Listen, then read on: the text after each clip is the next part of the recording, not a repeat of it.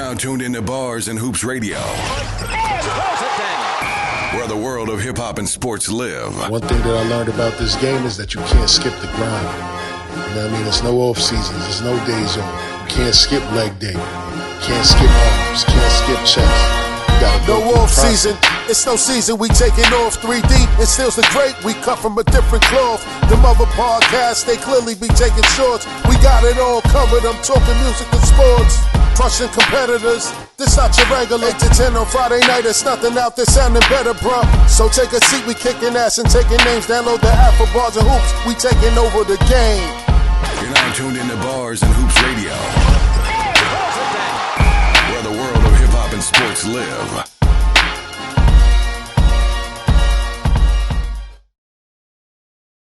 Where the world of hip-hop and sports lives, stills the great 3D, DJ JOJ on the ones and twos, no off season, Friday, tell a friend to tell a friend, your boys is back at it again, my people.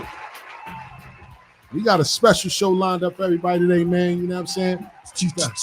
Everything happens last minute, but hey, man, sometimes last minute is the best thing. We got two special invited guests coming through today, man, to chop it up with us, man.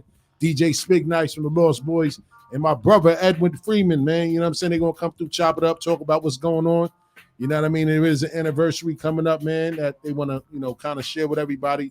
Also some new music, you know what I'm saying? You know, but it's going to be an interesting show because we got a lot to talk about, man. All week I've been getting trolled by my co-hosts over here, man. You know, I found out I got some biased ass co-hosts. They don't want to see nothing. They don't want to see Drake win. You know what I'm saying? So we're going to talk about the battle. We're going to talk about he couldn't get past the first 2 minutes of the intro without saying Drake. You had to say Drake's name. You couldn't even. Come on, man. Niggas was trolling me all week. OVO Stills. OVOJ. Here we go. Stills is OVO, y'all. Yeah. So we're going to talk about that battle. You know what I'm saying? It was a lot of fun, but then it wasn't a lot of fun, man, because there was a lot of personal stuff that came out. But hey, man, you know, the feds is involved now. It ain't fun no more. It ain't no fun when the rabbit got the gun. You know what I'm saying? So we're going to definitely talk about that, man. We're going to talk a little bit about the NBA Finals, man. Not finals. I'm already putting my team in the finals, but the NBA playoffs. You know, Knicks looking good. You know what I'm saying? Despite all the injuries, the basketball gods are shining their light on us. So we're going to talk a little bit about that. And we definitely going to talk about power, man. I mean, not power, BMF, man. You know, is it finally over for BMF, man? We done with BMF. Talk about it, man. We done with BMF, man. We done with BMF, man. I ain't even watch it, but I'm gonna let y'all keep me up to float, man. I'm done with BMF, man. But shout out to everybody that spoiled it for us, because we seen the event, we seen the inevitable. Lucille bust them jaws open for the doctor, Lord. Only to find out that he's a scumbag like everybody else. We told you so. We told you so, Lucille. The grass isn't always greener on the other side. But anyway, that's neither here nor there, man. Before we get into all of that, man, and get into this show, man, you know how we do it, 3, man. How was your week leading into today, man? I know it was good. I mean, my week was good, man. My week was marvelous, man. I had a lot of fun trolling everybody, man. We got some great music over last weekend, man. That I'm kind of exhausted. I ain't confirm, a little bit exhausted through the whole hip hop beef and battle thing, but we got some good music, man, from both parties. I think both guys gave us some good music. As far as who's winning, that's subjective. We're gonna get into that in the second hour. I'm gonna have to annihilate Stills on everything. You was ahead of the game, You was ahead of the game. I'm always ahead. I'm always a few steps ahead, man. I'm always a few steps ahead. I hope you got the records over there, Jay. I'm always a few steps ahead. You know what I'm saying? I'm always a few steps ahead of everybody. Then y'all be, oh, he was right, son. Yeah, you got it. You got it this time. You got it, Jay. You biased. You got it. You know what I mean? Sometimes you gotta read between the lines, man. It ain't all. Drake is womp right now. It ain't always on the surface, man. You know what I'm saying? You can't get spoon-fed everything, man. But other than that, man, it been good, man. I was in my office, man, and I'm just sitting there. I'm typing something up, and I just hear BBL Tracy. I'm like, what the hell is going on, man? These kids is wilding in here. I'm in BBL Drizzy playing in the hallways. It's out of control. It's out of control, man. But like I said, we'll get into that in the second hour, man. But other than that, how was your week, though, Jay? My week, Peace almighty. Peace almighty. Yeah, let me get this situated over here. Let's go, man. My week was regular, man. Regular week. I'm hanging out tonight. They got the new spot, Southern Girls. Southern Girls. Yeah, Rockaway Twins and DJ Goldfingers will be there. Me and Preem gonna invade there.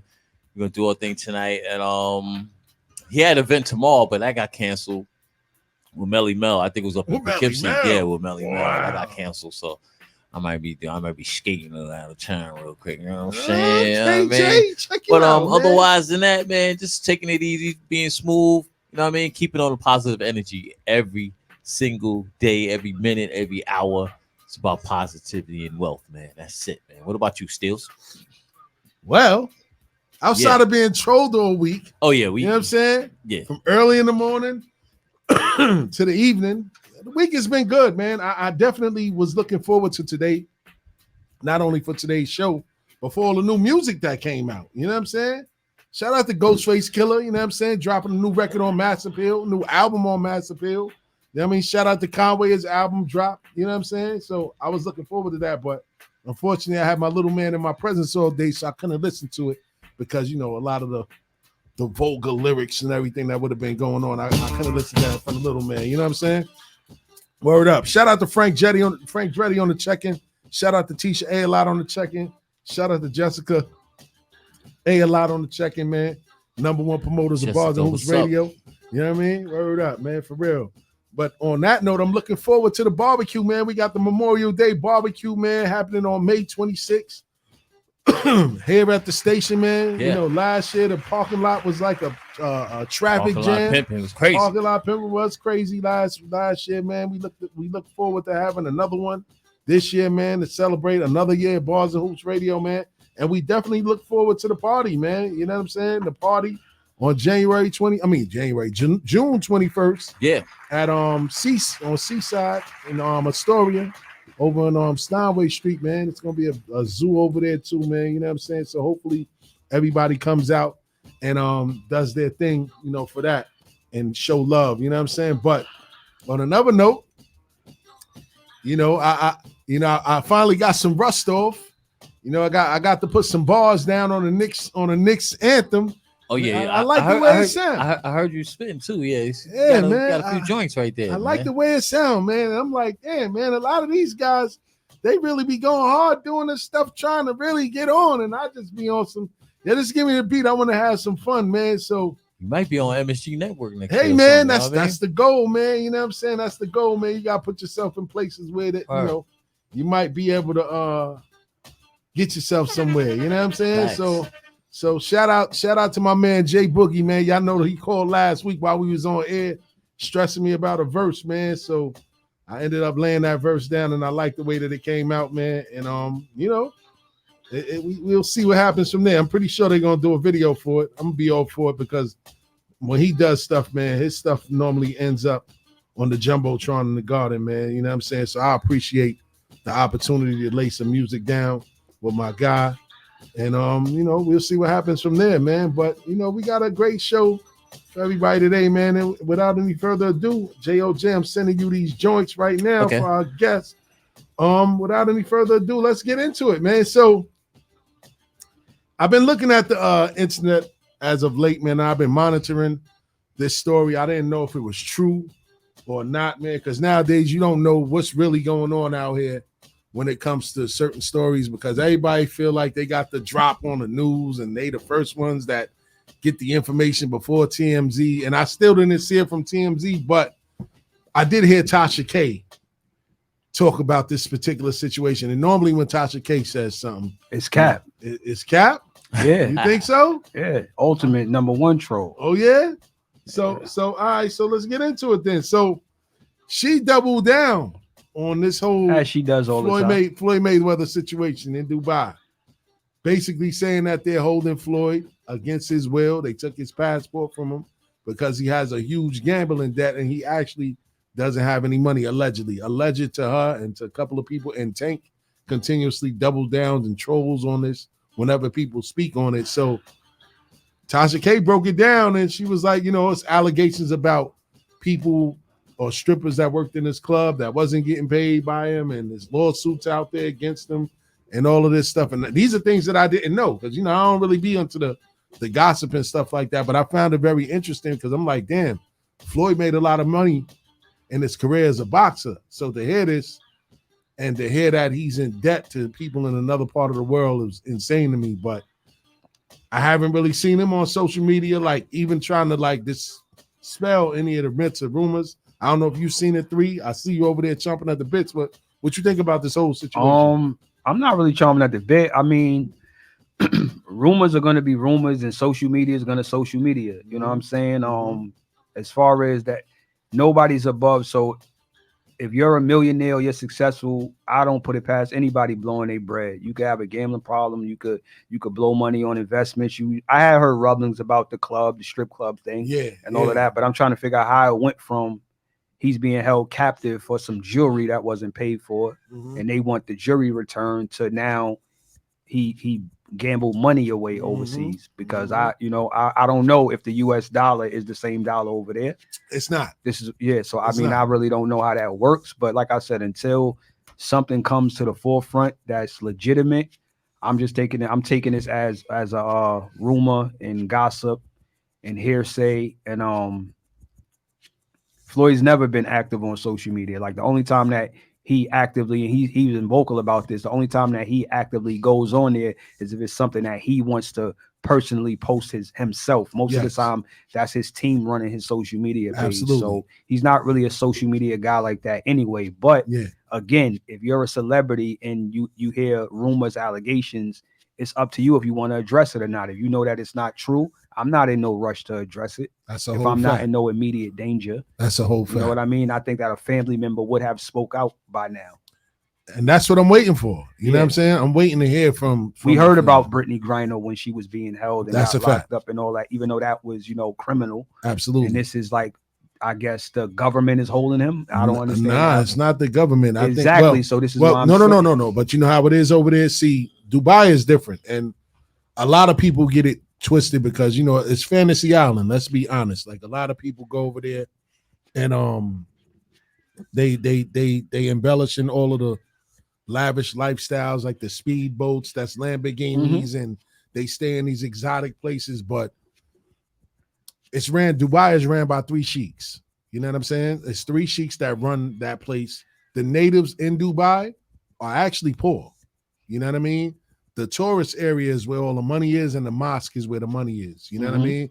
Most of the people that live there, the way that they make their money is by getting people that come there on tour excursions. Like how if you go to like DR or something, they get you to do the dune buggy. I mean, you can walk with the animals and things of that nature on the sand, ride the camels. Yes, that's how they get their money. That's how the natives get their money. So a lot of people that work in Dubai aren't even from Dubai, and they don't even pay them the same amount of money that they would pay a native of the country. They actually slave people from other countries. Like you got a lot of people from Africa over there, a lot of people from Asia over there, working over there for pennies on the dollar. You know what I'm saying? So Dubai is ran by sheiks, and they got like a different lifestyle of living. Like, and the laws are different, and the sheiks basically run everything. It's 3 sheiks that run Dubai. You know what I mean? So I'm pretty sure that if he is connected with anybody over there, he's connected directly to the sheiks, and the sheiks is the one that could basically call the shots.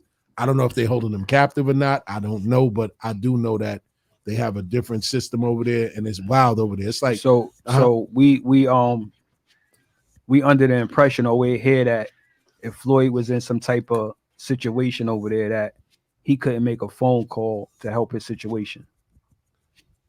I'm not gonna say that. I'm pretty sure they would allow him to. This is what I'm saying. I would think he would be able to. I would think a person that's been up for that long with the shoulders that in rooms he's been in. That's a fact. That he would be able to make a call and handle that if that was the case. Because at the end of the day, he's still Floyd Mayweather. Floyd can come back to the US and have 4 exhibitions and people will buy money. You get what I'm saying? Yes. So I just find it hard to believe, you know what I mean? But the internet is the internet. A lot of people post stuff that's not true.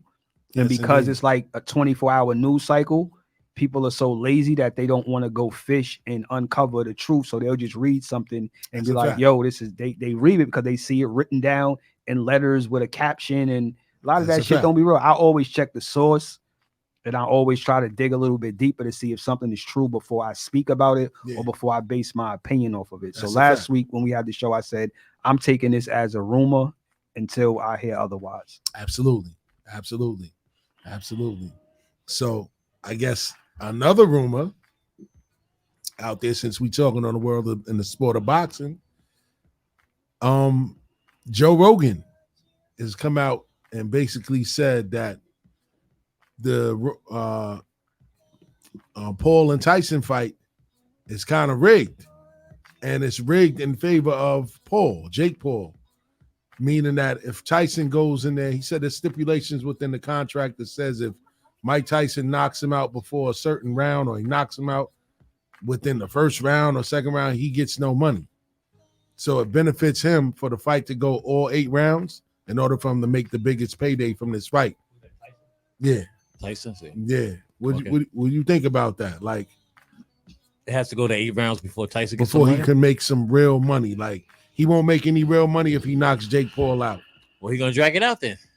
He's gonna have to. But he's 50-something years old. You know what I'm saying? The longer the fight goes, the more vulnerable. Tyson's in shape. He's in shape. He's in shape, man. You know nah, I'm not buying that. Not buying that? Not buying that. A lot of it, like Jay, you gave me my props. You said 3D, you be ahead of the curve. Let's go. So you got to remember when I said that this shit was rigged from the jump, that it was not going to be in favor of Mike. You know what I'm saying? I said it wouldn't surprise me if Mike threw the fight. Wouldn't be a surprise to me if Mike threw the fight. You get what I'm saying? Because at the end of the day, this YouTuber is in the business of making money. Like, he's not even, so it's not gonna help him to fight Mike Tyson and take a L. Even though they can say, oh, you lost to Mike Tyson. Right now, Jake Paul's undefeated. He's went from this guy to that guy to that guy. Now, Mike is just a name on paper that's going to attract more viewership. Mm-hmm. So they incentivize the contract where winning is not in Mike's favor. It's the same thing, taking a dive. That is crazy. Just in layman's terms, like, it's not in good business to knock me out in 2 rounds, Mike. It's not in good business to knock me out in the first round. Now, if Mike really wanted to win, I think Mike could go in there and just say, fuck it, I'm going to risk it all and just attack and jump right on him. I don't think no guy is going to last 3 minutes. That's not a professional fighter with Mike on you for 1 or 2 rounds. Mm-hmm. Like, the reason why I said that Mike can't go the distance is because his age. We could say he's in shape. We could say, hold on. We could say he's in shape, but let's not act like a few years ago we didn't see a washed up Mike Tyson and Roy Jones fight. That shit was horrible. That's a fact. And both of them look tired and washed. That's a fact. Except the only thing I'm gonna give it is that Roy is the same thing. Roy's a professional fighter, so Mike is not gonna run in there. Because Roy, you might run into something. And lay him out. He's not running into nothing with Jake Paul. Yeah. You get what I'm saying? So that's why they putting that in place. With like, Mike, don't go in there and just try to take this kid head off. It's not going to be good business. That's crazy. You get what I'm saying? So when I heard the fight was taken, Mike fighting Jake Paul, Mike just won 50 mil, 100 million. Son, Mike ain't, you know what I mean? Whether he win or lose, it ain't going to tarnish his image. It ain't going to tarnish his legacy. He going to go home with whatever money he going to make, which I don't think he going to come outside for less than 20, 30 million. Yo, it is what it is. Mike, we ain't gonna do it like that. Nation of Islam. Come on, Mike. But hold up. How many rounds is it though? It's an 8-round fight. 8-round fight. So he got to go to 8 rounds to get some money. And they're using, I believe, 8-ounce gloves. Yeah. And he has to go to 8 to make some money. To make I guess each round, the longer the fight goes, the more bread he get because it's more viewership, more people watching the fight for a longer period of time. So he gonna hold them up. They incentivize where the fight got to go on. Which I'm glad you brought that point up because that happened in the Floyd Mayweather. What's that brother's name? I forgot. Jack Paul. Logan Paul. Floyd caught him with a right hook, I believe. Oh, that's why Floyd held him up. Floyd held him up. He was about to go down. But they didn't have that in the contract. I think Floyd just did that just to do it. So it wouldn't be the fight went in early. but you could see Floyd caught him, and he was about to go down, and Floyd grabbed him and kind of held him up and got him through the round or whatever. So all this shit is that's what Tyson gonna do. That's what he's gonna do. He's not gonna do that. You're not. Mike hit you with that force behind it. You going night, nigga. Even at this age, you know what I'm saying? Because the way he hit the mitts, if that shit hit your jaw, it's going down. Night. Word up, man. Shout out to Ring Be Thorough on the check, and we see you, my brother. Peace, man. Stills, DJ JOJ. What up, King? Don't forget my man 3D. Word up, man. He gonna be out Queens Day too, man. He told me hit him up when we get down to the A. But yeah, man, I found out to be very interesting. Hey, man. We gotta get on it. Hey, man. Say, man. You gotta support my man. You know what I'm saying? But I found that very interesting. But now that and I remember we was talking about it, and you did say that it could be a rigged fight, and I'm just like, damn, man, these dudes would really sell their soul to make a couple dollars, man. You put your legacy on. Like, is Mike that hard up for money? We can't judge him, bro. We can't judge him. Like, unless, to me, if you're not compromising your manhood, your integrity, and your morals as a man, you don't know what you might do if somebody put $50 million in your face. That's a fact. If you feel like it ain't gonna hurt nobody. Yeah. I let somebody kick my ass for $50 million. You let him kick your ass for $50 million, Jay? And hold him up for 8 rounds. Hold him up for 8. Instead of whooping his ass. Yeah. That's gonna be interesting, man, because I really want to see how that turns out, man. I'm very interested to see, because it looked like Jake Paul put on a lot of weight in June. Okay. Jake Paul put on a lot of weight too to kind of, I guess, withstand those punches. But like we said, the jaw is different. You know what I'm saying? It'll take his 2 ounces of pressure and you go night. You know what I'm saying? Word up, man. Tyson keep it to the body. You know what I mean? Take it to the head at the 8th round. That's it. Go night, nigga. Go night. Word up, man. Since we talking about go night, I think it's time for BMF to go night. You know what I'm saying? Oh boy. They wore out their welcome. People out here spoiling. I didn't watch the latest episode, but we did kind of see the inevitable happening, and it looks like what's her name? What's the wife name again? Come on, man. I forgot. Lucille turned the cheeks in to a nigga that she thought was gonna be the nigga that take her away from Charles. But she just want to have fun. But he ended up being a dirtbag. And he ended up being engaged for 2 years. So man, he just wanted a throwback Thursday, man. That's all he wanted. He wanted a throwback Thursday. You know what I mean? It's a shorty in high school that played him. Ain't go to the prom with him. He like, I got something for your ass. Nigga spun the block 35 years later, and she fell for the banana in the tailpipe, literally. No diddy. Yeah, I mean, it is what it is, man. And shout out to the internet, man. They always spoiling everything, man. When I seen them in the bed, I said, "Oh man, you seen a bite in his chest?" I said, "Oh, Lucille was busting it all the way open." Check out. You ain't even see her and Charles. You know what I'm saying? You seen her in this dirt bag. He ended up spinning the block on her like 35 years later. Like, yo, I never did get you. I got something for you. Charles was a fan. Charles was a fan. We're gonna get to that in the second hour. Charles was a fan, freaky ass nigga. Freak nigga. Yeah. But anyway, I'm gonna watch that tonight, man, because let me know how it go. Cause you ain't watching. You done? Man. I'm watching The Shy later, man. When I get home, I'm watching The Shy, man. The Shy is back on. Came on tonight. I'm watching that. I'm gonna watch the Timberwolves and oh boy, let's Denver. Talk about it. But, so we on that. Yeah. Let's start with that series then, man. Timberwolves up 2-0. What's going on? Hold on. Y'all watching me? I want my bread. From who? They know who they are. Oh, it wasn't me. Nah, nobody in this room. Nobody in this room. Nobody in this room. No, I ain't take that bet. I had two bets. Denver would not repeat. I had two bets that the Timberwolves were gonna knock them off. Wow. Yeah, it looked like they about to blow their doors off. They up 2-0, headed back to India. I mean, headed back to Minnesota. I think in this state of the NBA, it's going to be difficult for a team to repeat. I think it's going to be Oh yeah, it's difficult definitely for a team to repeat just because the amount of injuries and all teams are getting better. Every year we see a team just climb up. You know what I mean? Like right now, the Knicks they were 4 or 5 last year. Now they 2. You know what I mean? OKC they finished 1. I think they were like they didn't even make what were they last year? OKC. I think they was in a play-in last year. Yeah, they was in playing. They was in the play-in. From yeah, the they play-in, was a playing team. From the play-in to the last seat for you know what I mean? Yeah. The Pacers, the Pacers got in. Yeah. The Magic, a team that didn't make the playoffs last year. Facts. You know what I'm saying? So a lot of teams are getting better, and then you got to keep the team that win it. They got to stay whole and hope they don't suffer no injuries. Yeah. And that's what we seen. The right matchup could not get you up out of here. That's a fact. You get what I'm saying? They showing you that Denver. Everybody thought Denver was just like I never thought Denver was like some juggernaut that couldn't be beat. Yeah, I just think that you needed the right personnel to kind of counter what they do. And that's what's happening.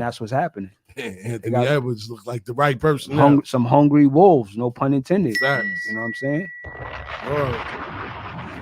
That was a good point, though. That was a good point. Yeah, that was the hungry wolves. That was a good point, man. You know what I'm saying? Now they're comparing Anthony Edwards to Michael Jordan, and he said something the other day that I don't know if it was like a little bit too arrogant. But he said, I wouldn't consider him. He said he want to be his own man. He don't want to be the next Michael Jordan. But he said, yeah, what separates me from Mike is my tray ball. I said, this nigga's crazy. That's all that separates you from Mike is your tray ball. Okay. I've seen some of that. I've seen it before. All right, young man. They showed some of that on a pregame that when Malika Andrews was interviewing him, he was basically saying like, I want to be the first Ant Edwards. Yes. Mike is the greatest. I want y'all. And I get that. Even when all the people on TV is saying this is what Mike looked like in '84. Stop lying to these kids, man. No, that's not what Mike looked like in '84, man. Anthony Edwards is a dog. He gonna be one of them ones. Yeah. But Mike was something different. Mike was, you know what I mean? Mike is Mike, man. I really don't like the comparison, like I say, it's just something that we do as a community. Like when it comes to basketball and hip hop, we just want to compare motherfuckers. That's a fact. Instead of just letting that person develop into who he's gonna be. Like, and I don't see Michael Jordan when I watch Ant Edwards. You know what I see? Ooh. I see Dwayne Wade when he made that run with Miami when they won that chip, when Shaq was on that team and he emerged as the best player. To me, he's a more athletic version than D Wade. I would go there before I go to MJ. I don't even see Wade. I'm gonna be honest with you, and this is no disrespect to him. I see a much better version of Michael Finley. The fuck is this nigga talking about? Michael Finley. He's a No. He's a better version of Michael Finley, man. I'm telling you. Michael Finley. No, you don't think so? Hell no. You don't think so? Michael Finley had bounce, but he ain't have what this kid got. This is what I'm saying. He's a better version of Michael Finley. Nah. I'm not jacking that. I say he was D Wade. D Wade is way better than Michael Finley. Yeah.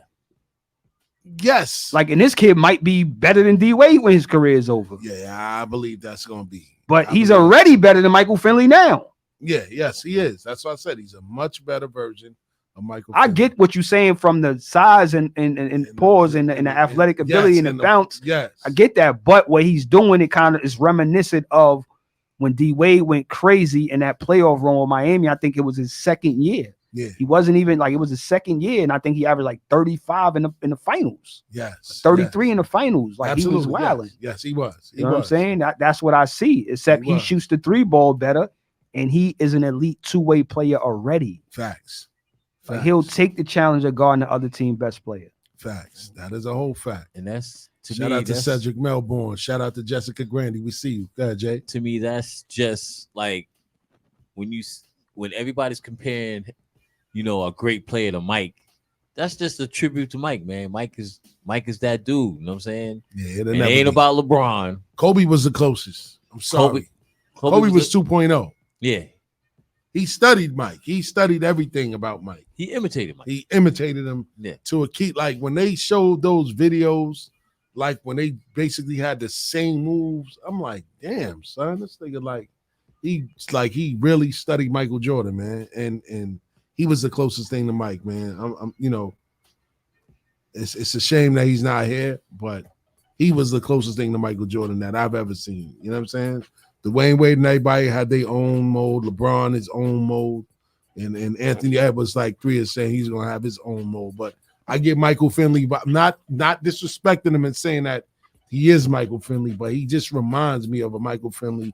Like you said, Michael Finley had the bounce, but he got more game to him, a little bit more game, similar movements. Like I just feel like they got like identical style, but he's just head and shoulders above what Michael Finley was. You know what I'm saying? So I'm not saying he is. Question: Who you think was better? You think and I know accolade wise it's gonna go on. Who you think is better? J.R. Wright or Michael Finley? Just game. Not their career, not they. I think J.R. Ryder was. He was a head case. Okay. Yeah, he was a head case. So that's what I'm saying. Talent-wise. I would lean more towards Ant-Man having some of that. J.R. Ryder? Having some of that more so than having Michael Finley because you got to have that extra swag. He got that swag. You know what I'm saying? He got that good comparison. And J.R. Ryder had that swag with him. You know what I'm saying? Yes. He had that swag and that dog with him. So and they both played for the Wolves. Yeah. So I see that when I see him. I see that. I see the way I don't see Mike because Mike athletic ability along with his fundamentals is what separated him from everybody. You get what I'm saying? Like you don't see Ant-Man he don't have a 2 dribble pull-up game that Mike had. Mike had that when he came to the league because Mike was seasoned through college. So Mike could post, Mike could play the mid-range game. Ant-Man is, athletic. He fast break guy. He could play in the half court, but not like Mike because he didn't really have the back to the basket game that Mike had. You know what I mean? Ant-Man don't have that back to the basket game. So when they say Mike in 84, I don't even see that. The reason because Mike in 84 was something they never seen because it was a bunch of fucking Chevrolets out there and he was a Porsche. That's what made it different. Like he was running through everything, dunking on everybody. Yes. Dunking on every 7-footer in the lane. You get what I'm saying? So I get why they say it because the kid swag, the way he rides and all that. They both dark skinned and all that. I get that, but I don't see that. You know what I mean? Yes. So I kind of fall back from saying that. Even when they always say Steph Curry and they try to compare him to Chris Jackson, Mahmoud Abdul-Rauf, I think that's a poor evaluation. But a lot of people do it just because they both light skinned and they got the gat. That's a fact. That's a fact. So moving on to the next series, man. I think that this is a hell of a series, and right now it's tied 1-1. Mavs and the Thunder, man. Like you want prime time players. You got 3 of them on the court at one time. You got Shai Gilgeous-Alexander, you got Kyrie Irving, and you got Luka Doncic. And Luka Doncic went to work yesterday. Finally. You know what I'm saying? What you mean finally? He's always going to work on guys, man. And he got a bad leg too. You know what I'm saying? But he sucked it up, pause. And he willed his team to victory yesterday in the OKC, and they going back to Dallas with the series tied 1-1. And Kyrie didn't even really have a strong game. He didn't even really put his imprint on this series yet. And they going back to Dallas with 2 games in Dallas. They have home court advantage now. So what's your thoughts on this series and who you think is ultimately going to come out of this series? 3 or Jay, either one of y'all. I think this is a pick 'em, and I think Dallas has the momentum going back home. They made some shrewd moves at the trade deadline. That's helping them right now. If I had to bet, I still think OKC gonna get them. Even with the inexperience. Yeah, no, I think OKC is going to come out and win this series.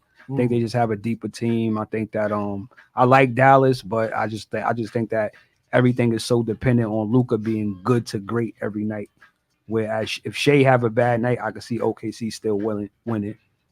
I like Williams, kid. That kid is tough. Yeah, they got tough. A lot of guys. Giving Irvin his props. That's you. You hear him, right? Man. I'm surprised. Giving who? Kyrie. No, Kyrie is Kyrie. Kyrie been playing well this playoffs. Like they wouldn't have beat the Clippers if Kyrie ain't rise up them games that they won. Yeah, personally against Harden. That's a fact. But everything is so codependent on Luka. Like Luka has to do a whole lot for them to win. With Shea could have a mediocre night and the Thunder still could win. Luka have a bad night, they losing. Kyrie could have 30. They losing if Luka have a bad night. That's a fact. And we know he's injury prone as well in the postseason. That's a fact. That's a fact. For real, man. And right now, another series that's tied, which I'm surprised, and it just shows that they can be beat. Boston and the Cavs. Cleveland went in and handled their business yesterday. How that happened, listen, man. Listen, man. Lack what of they defense, say? man. Nah. It was Come the on, saying. man. You know the saying. Hard work beats talent when talent doesn't work hard. And that may be the case in that series. They going back to Cleveland now, tied 1-1. With Cleveland having all the moment. Evan Mobley had a playoff career high yesterday. But you would expect for the Celtics to sweep them. Of course, you would expect that, man. These professional players, man. Listen. Lack of defense. Nah, I had it going 5. I had the Celtics. At least going 5? I had the Celtics in 5. I thought Cleveland would get a game. I didn't Boston? think that they was. No, I just thought they would get a game, whether it was in Boston or on the road.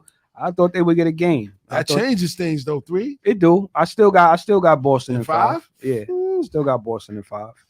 So I mean, they sweeping in Cleveland. Yeah, I think they needed an L just to get back to what it is. You know what I'm saying? Because Boston could easily feel like they the head honcho and take their foot off the gas, and I think that's what happened last night. But we got to tip our cap to Evan Mobley because he doesn't play like that. Nah, he did. You know what I'm saying? And like it was looking sloppy last night. At first too. That's the reason why he's not where he should be as a player, because his offensive game hasn't fully developed. But last night he looked like a well-seasoned offensive vet, looking like Sharif Abdul-Rahim out there. Okay. Word. Now I definitely was surprised. He put up numbers like. But I still think Boston get him in 5. They rely a lot on their 2 best players is perimeter guys, and if their shots aren't falling, to me, and Jaylen Brown cost me money last night. That's why I don't like him. I'm gonna be honest with you. Like, sometimes he looks like he should be the highest paid player in the NBA, but nights like last night, he never looks like he should be the highest paid player in the NBA to me. Some nights he does. Can I critique the NBA game, man? Go ahead, Jay. You watch some of these highlights and some of these they don't play hard, man. They don't get That's back my on point. B. Like I don't like Boston. Just coasting and stuff like that, and then they expect to win. And that's why the Knicks are really doing their thing right now, because they playing hard. Pause. Yeah. No as Diddy. You should. They playing hard basketball. They playing D, and that's why they winning. And these other teams, they think they can coast and win. It's not gonna happen like that in the playoffs. I'm sorry. That's exactly why I don't like Boston. I mean, I like them. I mean, they have all the talent in the world. You shouldn't like them. You're on the same conference. Why would you like them? Yes, but everybody makes this. Oh, they're the best team, hands down. I don't see them. They're not beating anybody that comes out of the West. I don't see them being OKC or a Minnesota or a Dallas. I disagree. I only disagree because I think if they do make it to the finals, whether they play OKC or they play the Wolves, I just think it's a contrast of styles. So yeah, you know what I mean? It's a contrast of styles where like it's going to come down to everything. It's going to come down to coaching. It's going to come down to matchups. I think that Minnesota will have a tough time guarding Boston because yes, they would, because they play 2 traditional bigs and Cat and Gobert, where Boston could go small. Defensive team in the NBA. I know, but Boston. So that's why I said it's a contrast in styles. It'll be offense versus defense. Like if you want to play this big lineup, we'll move Rudy away from the basket. In this series right now, you're not moving Rudy away from the basket because you have to play Joker where he's comfortable at, and that's foul line down. So you're not taking him away from the basket. But if you have Porzingis or Horford, who's a threat from behind the 3-point line, you could take Rudy away from the basket. And I think that, I think they do have the wings to match up with Jaylen Brown and Jason Tatum. Yeah. However, a guy like Derek White he's a little bit too big for Mike Conley. I like that. A guy like Drew Holiday, you could just tell him like, we just need you to play defense this series. You checking Ant-Man. But I think the benefit that the Celtics have is that if you have a perimeter guy that's really good, they have multiple guys that you can put on that perimeter guy. Like Drew Holiday could start out on him, then Derek White could take the assignment, then Jaylen Brown could take the assignment, then Jason Tatum could take the assignment. If you have a perimeter guy, that's your best player. You know what I mean? But I'm not saying they can't be beat. I just think it's going to be a contrast of styles once they go west. Now, can one of these East teams beat them? That's the doozy right there. Can the Knicks come out of this round and beat them? Because I don't think Cleveland's going to beat them. Cleveland is playing hard. They're doing what they got to do. I don't see them beating the Celtics 4 times. I just don't see it. I got to see it to believe it. I don't see it either. But hey, man, wear them down. I'll wear them down. Yeah. You would like them to get their bruise. Wear them down. Go ahead, Cleveland. Do your numbers, man. Don't go out like no suckers. You know what I'm saying? Wear them down, man. But shout out to Tiff Sosa, man, and happy to Mother's Sosa. Day, yes, to all the ladies and all the mothers out there. My mom, everybody's mom, moms in heaven. You know what I mean? Shout out to all the mothers out there. Much love. Without y'all, you wouldn't know us. That's a fact, you know what I'm saying? Man. Shout out to JOJ on that one, man. Word up. Shout out to Sosa. Shout out to Jess on the check, and we see y'all. Word up. And the current matchup that's going on right now, which isn't in our favor right now, but it was kind of expected. The Knicks and the Pacers, man. Knicks up 2-0, did their job, basically going to Indiana up 2-0. The score is 72-66 right now with 8 minutes and 12 seconds left in the third. And we're minus OG Anunoby, and it's still a competitive series, man. Alec Burke came in, gave some solid minutes. You know, Deuce McBride. We seen Jericho Sims today. But what's your thoughts on the Knicks, man? You know what I'm saying? And their surprising run without Julius Randle. Can I start this without off? Bogdan. I want to start this off. Go ahead. Let's go, Jay.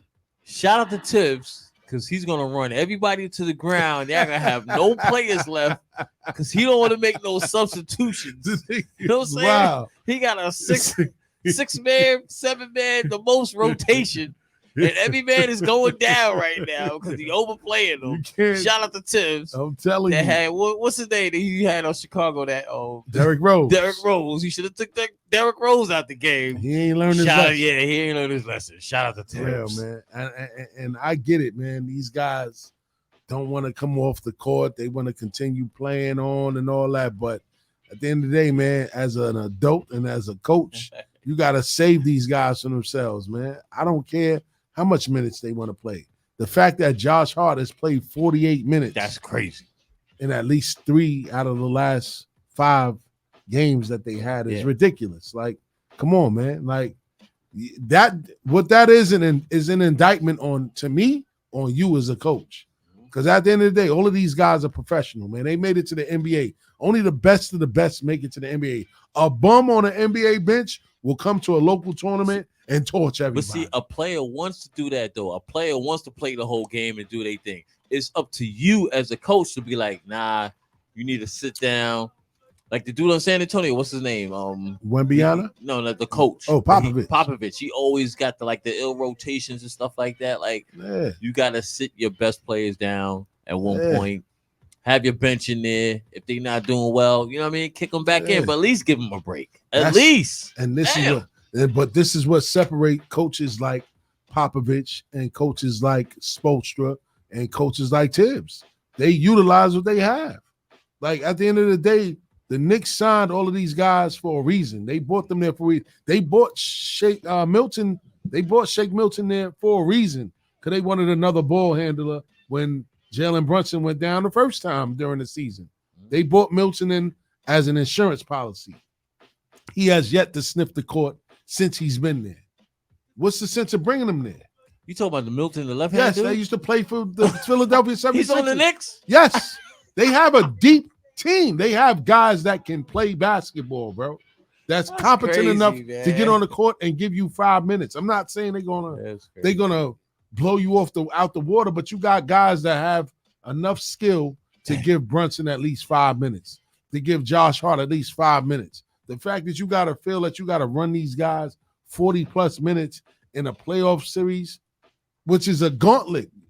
How many games you got to win the championship? 16? Yeah, that's a lot, man. That's a lot, bro. Like, come on, man. Like, that's my only issue with Tibbs.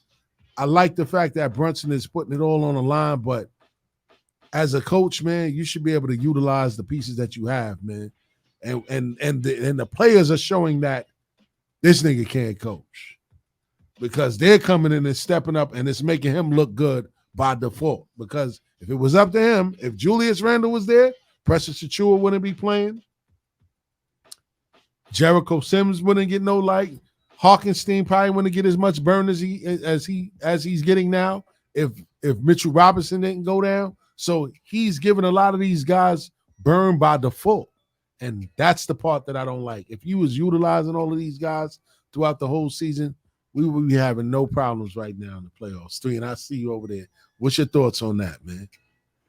I know you said that guys don't want to come out, but I agree. Only reason I said I knew that Brunson was going to come back in the last game and I knew he was going to play again tonight is because he sees the opportunity in front of him. He feels like we have a very good opportunity to get to a conference finals, and he don't want to leave. He don't want to have any regrets if they don't get there. So I get that part. You know what I'm saying? So that's why I understand why if he's saying, yo, if I could suit up and run, I'm playing. Yeah. So I don't think he's injured. I think he's hurt. And like I've said plenty of times here, you can play hurt. You can't play if you're injured. And that's what I tell kids. Like, are you hurt or are you injured?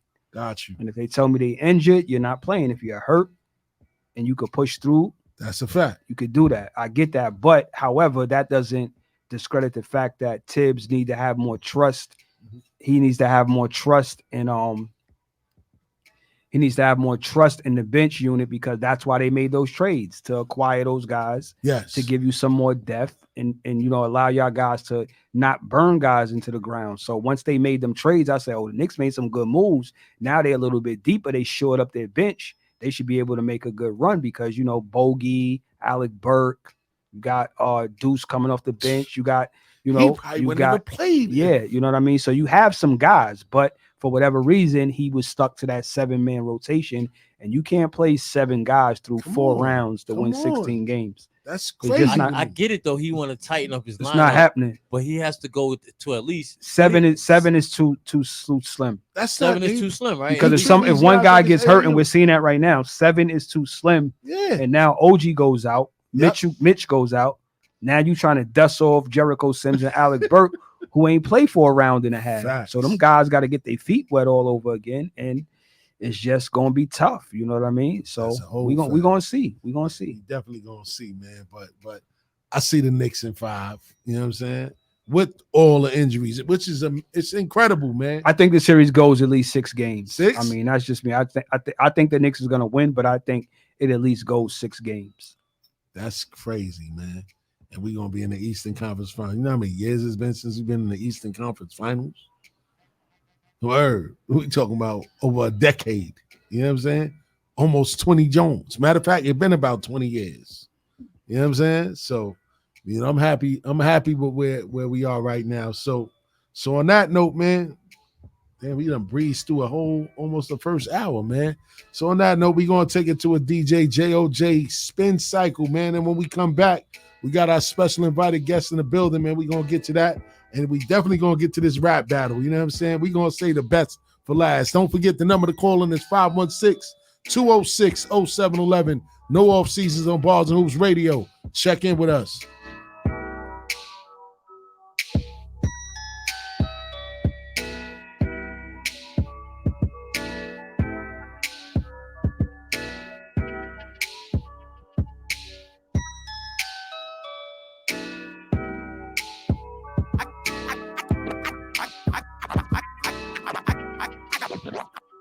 You in a log cabin, somewhere in Aspen. Girl, ain't nothing to the pain, ain't tricking if you got it, what you asking for? Put you in a mansion, somewhere in Wisconsin. Like I said, ain't nothing to the pain, we can change the last name, what's happening? Cause you look so good, tell me why you wanna work here. I put you on the front page of a King magazine, but you gon' get yourself hurt, yeah. Hey, baby, I brought you in the back just to have a conversation. Really think you need some ventilation. Let's talk about you and me. Oh, I can't believe it. Ooh, ooh, she all on me, on me. I think she want me. Nah, I can't leave her lonely. No, ooh, I can't believe it. Ooh, she all on me, on me. I think she want me. Nah, I can't leave her lonely. No, and you don't understand. She made the people say yeah, yeah, yeah.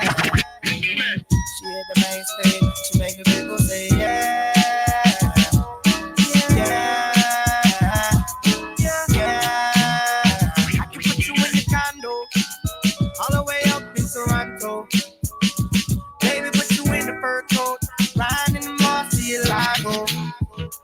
Put you in the beach house, right on the edge of Costa Rica.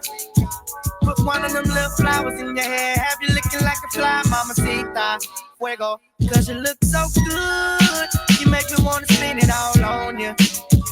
Get about this club, fly with your boy, we can do what you wanna.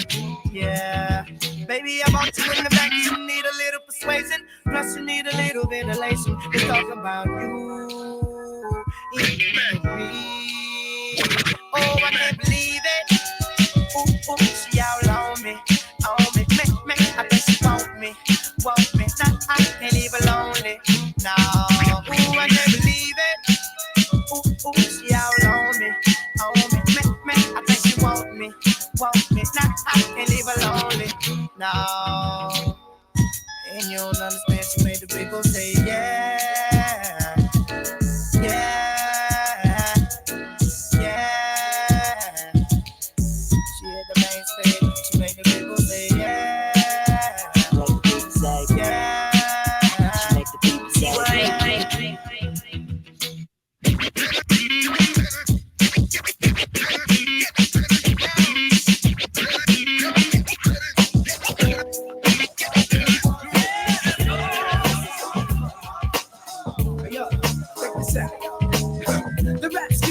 Just like water from a faucet. I bet half of Queens thought I lost it. Well, I've been waiting, hibernating. There's mad people's iron on the streets, so with the streets I'm debating. See, the government is on some ill skit. That's why my people sling rocks, they bust shots, even kill kid. But yo, we need to face a fact. Black, once a fella blows from the ghetto, see, there's no turning back. My mom blue, she needs some loot, I can't see it. That's why I do my thing here, so I can be there. And all this slang that I talk is from the slum, cause the teachers from the slum, and from the slum is here I come. Hey yo, I thought I'd give it to you. People tried to hold the fan back because they felt we couldn't do you. Hey yo, I live out in the gutter. Now you see how long it takes for cheeks to make butter. Coming straight from the ghetto. Hey yo, I come from the ghetto. I live for the ghetto. I even cry for the ghetto. Hey yo, I might have to burst for the ghetto. That means I might have to die. One more time from the top. Hey yo, I come from the ghetto. I live for the ghetto. I even cry for the ghetto. Hey yo, I might have to burst for the ghetto. That means I might have to die for the ghetto. The rough times will remain in my brain. I make it hard to maintain, tearing clowns out the frame. I've been away so mad, people thought I fell, but I just came back from my visit in hell. I seen the demon and we chatted about this and that and other foul things that never met. He said it's time to get your props. We still watching back for jealous fellas and the crooked type cops. So yo, I did what they ordered. Police never reported today. They found my little man short snorted. Some kids slit his throat for a leather coat, but we caught the suspect. 911 is a joke. But listen, that's how it goes on the street, man. You can't be beat. Us real fellas gotta eat. We're selling drugs, busting shots, and local thugs. Money we're dividing, how they work on the rugs from the ghetto. Hey yo, I come from the ghetto. I live for the ghetto. I even cry for the ghetto. Hey yo, I might have to burst for the ghetto. That means I might have to die. One more time from the top. Hey yo, I come from the ghetto. I live for the ghetto. I even cry for the ghetto. Hey yo, I might have to burst for the ghetto. That means I might have to die for the ghetto.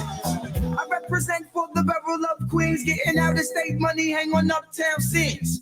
I hit the Bronx just to boogie with my yarns, then I burst out to Brooklyn, haven't been there in months. I see the crew smoke a blunt, drink a brew, get a beat from my cousin Lou, I'm out about two. Right now I'm pushing that sack with some Timbs, but I'm soon to push a black act with deep strips.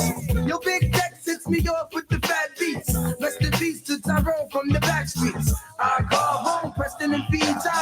nigga named Chris and Big Craig, why they die? Hey, yo, I can't forget the shorty. Her name was Edwin. She got smoked at 40. Nature's mad noise. Listen, that's how it goes. When niggas fight to make room for elbows when running in the ghetto. That's the tough. I even cry to the crews about the planet. Packing in like Janet Jackson. She's asking the finest I live for the ghetto. I even cry for the ghetto. And you might have to miss for the ghetto. That means you might have to die. Mic check. I walk around the streets with the black tech 9 by the waistline, kicking out hype shit. I never claimed to be the best type of rapper, but have to show the motherfuckers what I'm after. I'm after the gold, then after that the platinum. Beef after that, Hurricane G packs the gas, son. Chigga bang bang, yo bust the slang with my name. It's the red man on the funk thing. Sight your motherfucking rights tonight. To do what I wanna do, to do it like dynamite. The word perfected when the funk been injected. I roughen up the rough draft to like make your head split. Past the 40 and the blunt, and don't front on the blunt, cause when you do front, brothers, you getting stomped. I'm not an addict, more like Puff the Magic. The pass it when I'm through, cause my crew got to have it. I don't claim to be a big rap star, cause no matter who you are, you still catch a bullet scar. So listen up and take heed to what I'm saying, cause tonight's tonight, and me and my niggas ain't playing.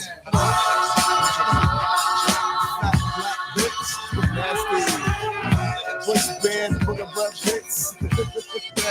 Tortilla chips, bitch. The nasty African, with the Bojangle. Turn up the shoes, have an ass. Let me leprechaun haircut, motherfucker. You wanna see me get cool, please save it for the breeze, cause the lyrics and tracks make me funky like cottage cheese. Fuck the smooth shit, I get down with the boom, built like Q-tip. I kick more styles than Bruce Shoes kick. But tonight's tonight, what I write tonight is type of funk with the flavor like Mike and Knights.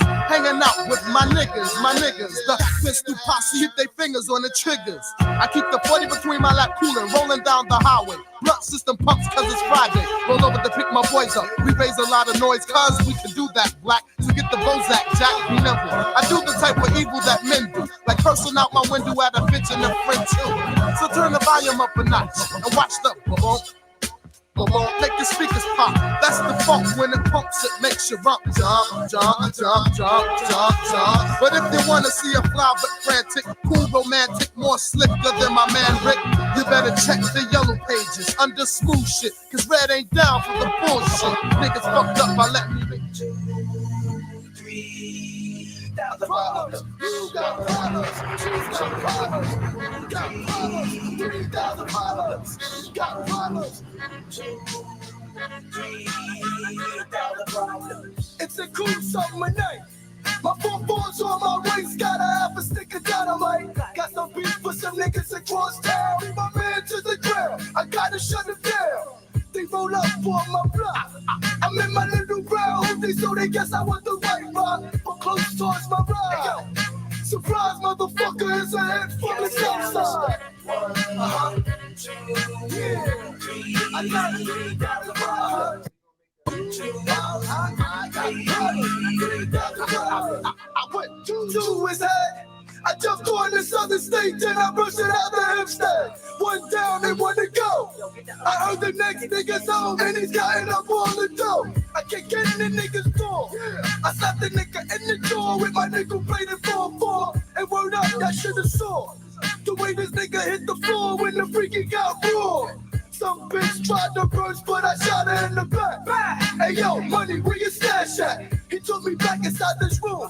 Beside the safe full of cheesy ass mad bags of boom. 1, 2, yeah. 3, I got $3,000.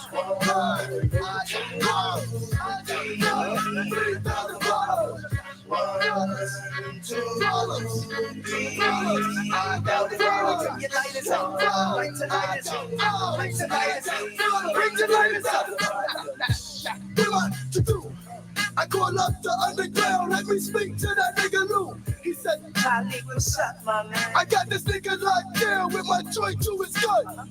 And word up, he got a mad rest. Hey yo, money, what's this address? 1245 Boulevard, Quicksand. And tell my man to try the caravan. Understand, I'm on a mission. It just be nice to pack some extra ammunition. And get some Phillies from the store. You put the van on the corner and you're coming through the side door. 1, 2, 3, 3,000 bars.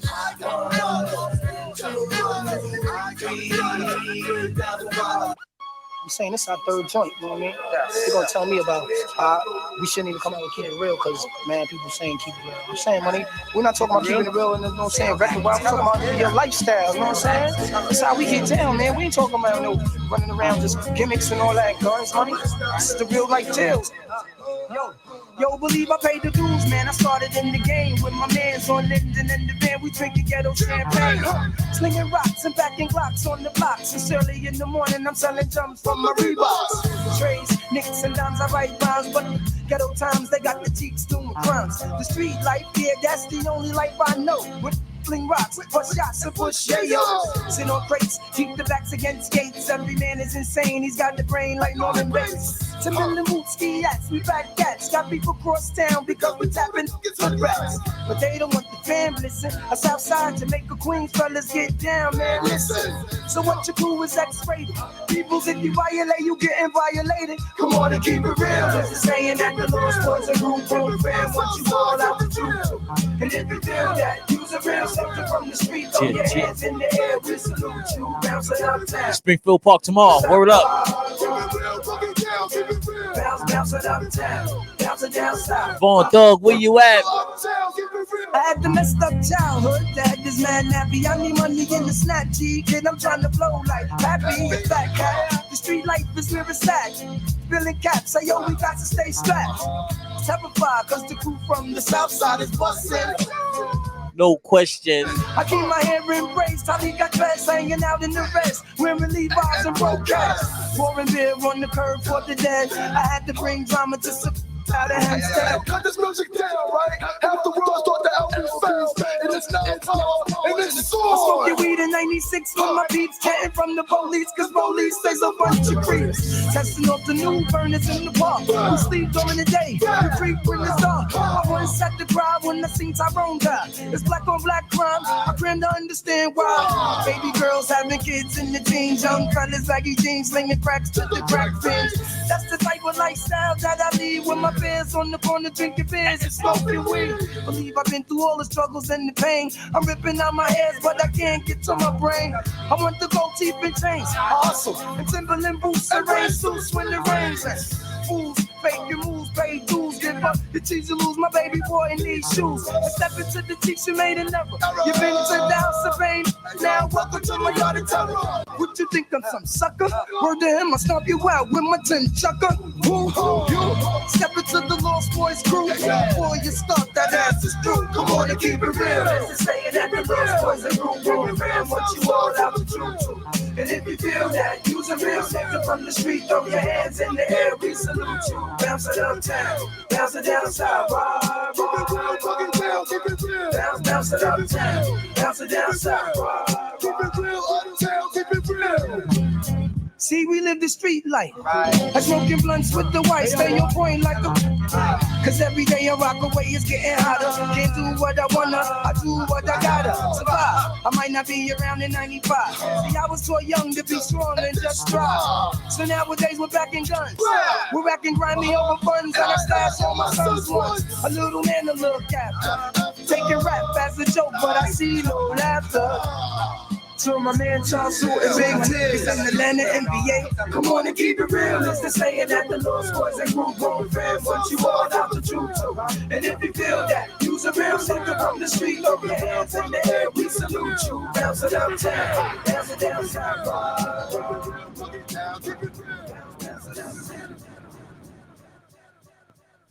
Back to live action. Shout out to DJ JOJ for that mini mix. Well, we reached the point of our show. We got our special invited guests in the building. Spigg, you can pull your mic up to you.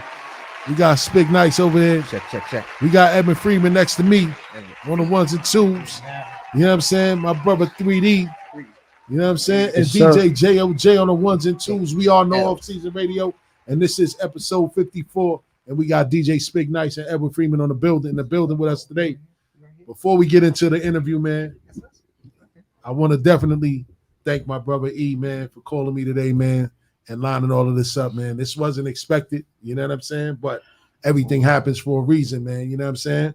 Spigg is in town, and we couldn't turn down this opportunity to have a legend in the building with us. Definitely, today, man. Queen's Facts, legend. facts. Word up, Queen's you know what I'm legend. saying? For real. Turn this down. Word. I can't turn this down. I got to turn this up. Yeah, turn it up. Man, Talk about it, Spigg. Already. Word up, Now man. turn his mic I'm up. here. Yeah, I got him. I'm You can here, pull the I'm mic a here. little closer, Spigg. Word. Let me get a little closer. Let this. Yes, There you go. indeed, man. So, Spigg, before we get into it, man, Yeah. please introduce yourself to everybody who may not know who Spigg Nice is. Let them know where you from, and what's, I ain't gonna say what set you claim because we might get in trouble for that. But let them know where you from and where you represent. You know what I'm saying? Word up. Nah, my name is Spigg Nice. If y'all ain't know, Spigg Nice.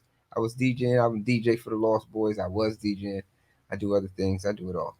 But I'm from South Jamaica, Queens. I'm here.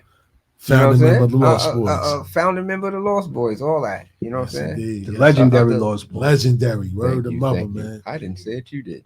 For real. Word up, man. Yeah. So It's we're all gonna, good. we're gonna switch it back to the side. E, man. Again, man, thank you again for lining up and connecting the dots. You already, man, for real. You heard? For real, man. So before we get into the interview, man, E, tell everybody a little bit about yourself, your background, and the things that you're into as Pull well. that mic up, E too. Yeah, pull the mic up. Yeah, we be cool for school, baby. PS15, IS59, all that. Huh? Yeah. Talk about it, E. Yeah. My name is Edwin Freeman. I'm a filmmaker, actor, director. I'm from Queens. You know, grew up with my man Still, Spigg, the big brother. And, you know, we here doing big things. You know, And most of It's y'all all probably about the Spigg and the Lost Boys this weekend. Freaky Tie Day, the Talk 25th about it. anniversary. Freaky Tie, We got the unveiling of the mural tomorrow, 10 a.m. 134 God Brewer. Come through. Wow. Yeah. Then we gonna move over to Springfield Park, 12 noon. We gonna do it up big. They Yeah, still man, they still memory, making a homie. block for him too? Or We work. That's Yeah, in the yeah. works. That's in the works? That's in the works still. Okay. You know what I mean? We try and be doing a. We got a petition online for the Lost Boys District okay. too. That's Oh, going wow. on our side of town. Yeah. Where Okay. we originated. That's from, you know big. what I mean? That's big. Yeah, so you know we got a lot of things.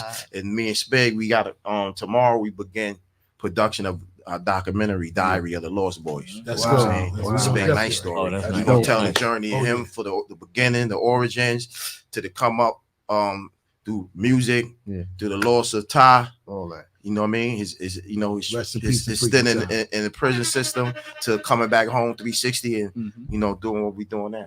Doing what we Man, doing now. salute So, to you. And for those of Yeah. y'all, they be like, yo, he look familiar. Yes, he played Mr. C in the Biggie movie as well. You know what I'm That's saying? Yes, indeed. Word up, man. Yeah. For real. Rest in peace. and Young Yeah. Pop Rest in and peace to Marvel's Big. Luke Cage. Talk about it, Don't forget huh? about that. Huh? Word up. Broke the internet. Say it again. What happened? I paid Young Pop and Marvel Luke Cage too. Oh yeah. Yeah. Yeah, all right. Shout out to JOJ. We gonna stay Shout out to focused JLJ. today. Word up. Oh, the Knicks is winning. I know, right? Yeah. Speak. We was in it. They want to spoil all the fun. Yeah, Spigg. because They want us to we keep gonna it- be a little we- distracted. look, man. shout out to the guys. You be like, yeah. Word, man. Shout out to the guys who want to take the fun away tonight. Yeah, we got They don't want me to. we they gotta know focus I'm on the big, interview, man. brother. We gonna focus on the interview. So let's get to it, man. So Spiggs, man, tell us about the early days of the Lost Boys and how did the group come together? I mean, we met up in high school, and I mean, I met the rest of them in John Adams High. John Adams. Yeah, that was maybe like 85 or something like that, 85, 86. John Adams, man. You know, I met Cheeks and them. I met Cheeks in the cipher in the lunchroom. I met Talik as I'm playing cards, and he just come out of nowhere and just start writing on people's legs and shit with markers and fucking up your school clothes in a good way because now it's stylish. Lou, same thing, playing cards with the women. So I met them there, and we, you know, Ty knew Cheeks and Cheeks knew Lou and Ty knew. Oh, it was just, and it just happened that when we just clicked up, just being the same place, same time, you know what I'm saying? And we just around the way and we started doing everything together. Shout out to Ralu too, man. Word, yeah, Pretty man. Lou. He be here. Pretty Lou, for real, man. Word. So what was the inspiration behind your stage name, Spigg Nice? Well, I got my name actually from some bullies in school. Bullies? Yeah. But I wasn't getting bullied. They were bullies, but I wasn't getting bullied. I was like, yo, nah. But it was all fun and shit like that. But those guys actually taught me how to, like different types of music. You know what I'm saying? Clips, so reggae, house music, rap. So they was all different dudes. When I got one of my best friends, he lived on that same block that they lived, 131st and Rockaway. Yes. So I had to go through that block, but they had me on the other side of the street until I got my man that was in class and everything. This, that, and third. So long story short, the bullies taught me how to DJ, like with the music and stuff like that. So that's how I became Spigg. I was Spiggy. First I was Spiggy, but then I became DJ Spigg Nice when I was with the group and stuff like that. But it's an interesting story. You'll see it on the documentary. So that's crazy. Hold on. So you went from DJ Spiggy to Spigg Nice. I went from Spiggy. Oh, okay. Spigg. Cheeks used to call me nice. You nice. You nice. You want to be a nice guy. This, that, oh, so it evolved. And then that Spigg became Spiggy, became Spigg Nice, and then I became DJ because I started DJing for the crew. So that's how you got into music. You know how it is. As they do history, who usually has the DJ? I mean, who brings the crowd and everything else? The DJ. The person with the equipment. You know what I'm saying? So this is how I brought the crew in, how I brought us together. By DJing for Cheeks and, you know what I'm saying, practicing in the basement, bringing Ty, come on, practice with us. Let's practice. And we started bonding and building and stuff. It wasn't just us, it was Green Eyes and also, you know what I'm saying, he's a black sheep of the Lost Boys and shit, but y'all don't know about him. Nah, I didn't. Shout out to Green Eyes. Shout out to Green Eyes. Word. Green Eyes is LB. Just like us. He just took another path to try to play basketball in Atlanta. So, it's a lot of things. It's a lot of history. You know what I'm saying? That's ill. And then I never knew that, man, for real. Yeah. So, a lot of things. There's a lot of things. You know what I'm saying? A lot of mysteries to us. You know what I'm saying? There's a lot of legendary stuff that we did in Southside. You know what I'm saying? I'll be telling stories, and it's like I'll be telling guys, it's not just for the world, it's for my youth. You know what I'm saying? The younger LB, because there's generations of us now. That's you know what I'm saying? So I'm giving them also history about what we went through, the bumps and bruises to get that name Lost Boys. You know what I'm saying? To make it worldwide and legendary, I should say. You know what I'm saying? Man. So we went up and down. We did our homework. We did what we did when we was younger. We grew up. Now we're here to do it again. Then get money. Yes, sir. So Legal Drug Money, man. That was a breakthrough album. We was listening to it before we even got on air to do this interview. Hold on. Before we get to that, I just got a question. All right, let's go through without giving too much away, because I know y'all got a doc, y'all got slated to shoot. Like how did I was curious, how did the first deal come to fruition?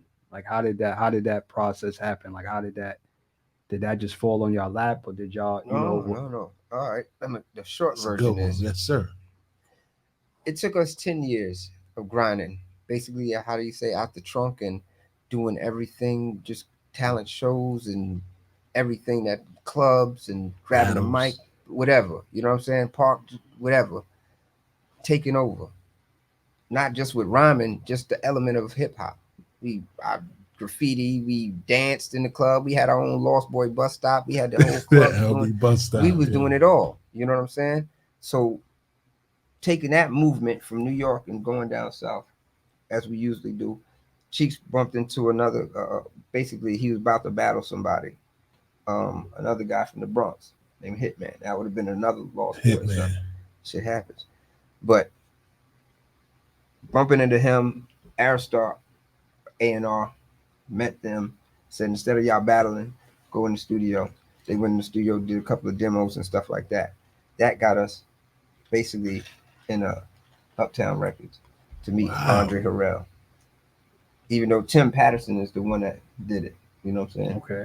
And he helped us get there. Me and him hollered at each other in this 9 and third. And one thing led for another. You know what I'm saying? And we was on Uptown. Just wanted to ask that because it's always interesting how a rapper or a group gets their first deal. Like that's the toughest because that's the one in the door. Yeah. So I was just always curious to how y'all got in Yeah. that group. Being from Queens, but most of those guys, Puffy was bringing in different acts, and most of them were from Uptown or Mount Vernon and things like that. So it could have been Bad Boy too. You can tell me a little about that too. I mean that could have happened. That would have been another situation also. Bad Boy. I mean, we were guys that had big brothers. Our big brothers were big brothers, as the legendary guys that's happening from Detroit and stuff. Got you. Our big brothers was big brothers and stuff like that. We ain't had to do that. We just had to be ourselves and stuff like that. But we dibble dabble and stuff. But still in all, Puffy's big brother is our big brother. Certain things were said. I mean, in meetings and stuff like that. Yo, we need to do this. Get this music. Cheeks, I want Cheeks to be your first artist. But Cheeks was like, I got a crew. I'm not a soloist. I heard that rumor that he wanted Cheeks outside of the Lost Boys. He just wanted Cheeks. It would have been me and Cheeks. Got you. You know what I'm saying? But Cheeks was like, still 10 toes down. Like I got my niggas with me. Right. So Puff didn't want to do a soloist. I mean, a group. He did. This is first time. Yeah. So you don't want to come out like this. So he tried to get a soloist. Then that didn't work with us. So that's when we got Craig Mack and stuff like that. But he came from Uptown. So when it mixed up, his street team, his old street team, because now he got a deal at Arista. Yeah. Is our street team currently at Uptown. So every time we used to go do shows or picket, whatever they do back in the days, you know what I'm saying? Yeah. In front of clubs, cheetahs and everything, this and that. Cheetahs, it's always the club cheetahs. It's always Lost Boys and Bad Boys when you turn the flyer.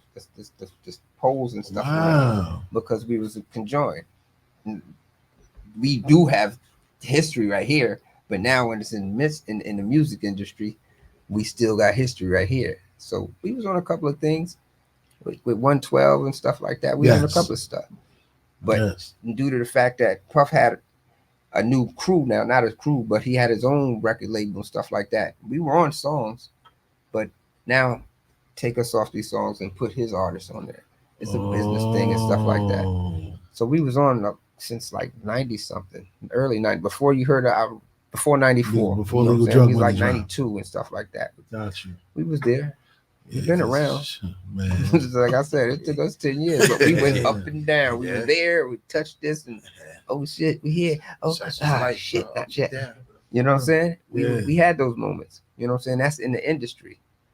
Yeah. So, politics. Yeah. Yes. We made it. So at any point did you guys, because me, I'm from Queens, I'm from Southside. Yeah.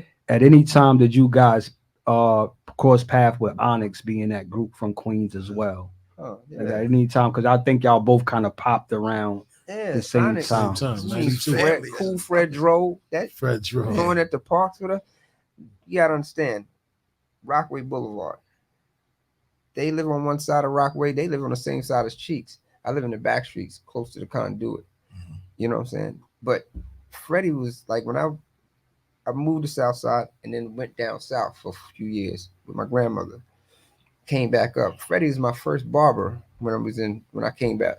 And he was my barber at Joe's Barbershop on 134th and Rockaway Boulevard back in the day, by the meat shop and all that stuff. If y'all not there, y'all better get your history book. Ask somebody. You know what I'm saying? I'm gonna tell you. But yeah, back in the days when they had the flat tops and cameos, Freddie was the one that was doing my doing this and putting the designs in my hair. Wow. I was his canvas. You know what I'm saying? Wow. And they used to be in the basement. They in my basement. They in my basement. Yeah, before it was Onyx or all that. It was just Oh, you said they was in your basement practicing? My basement was. If you ain't know where I live, man, sheesh.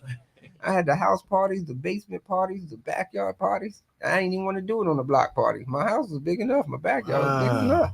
But still in all, those are our brothers. You know what I'm saying? Since stealing cars and putting systems in their cars.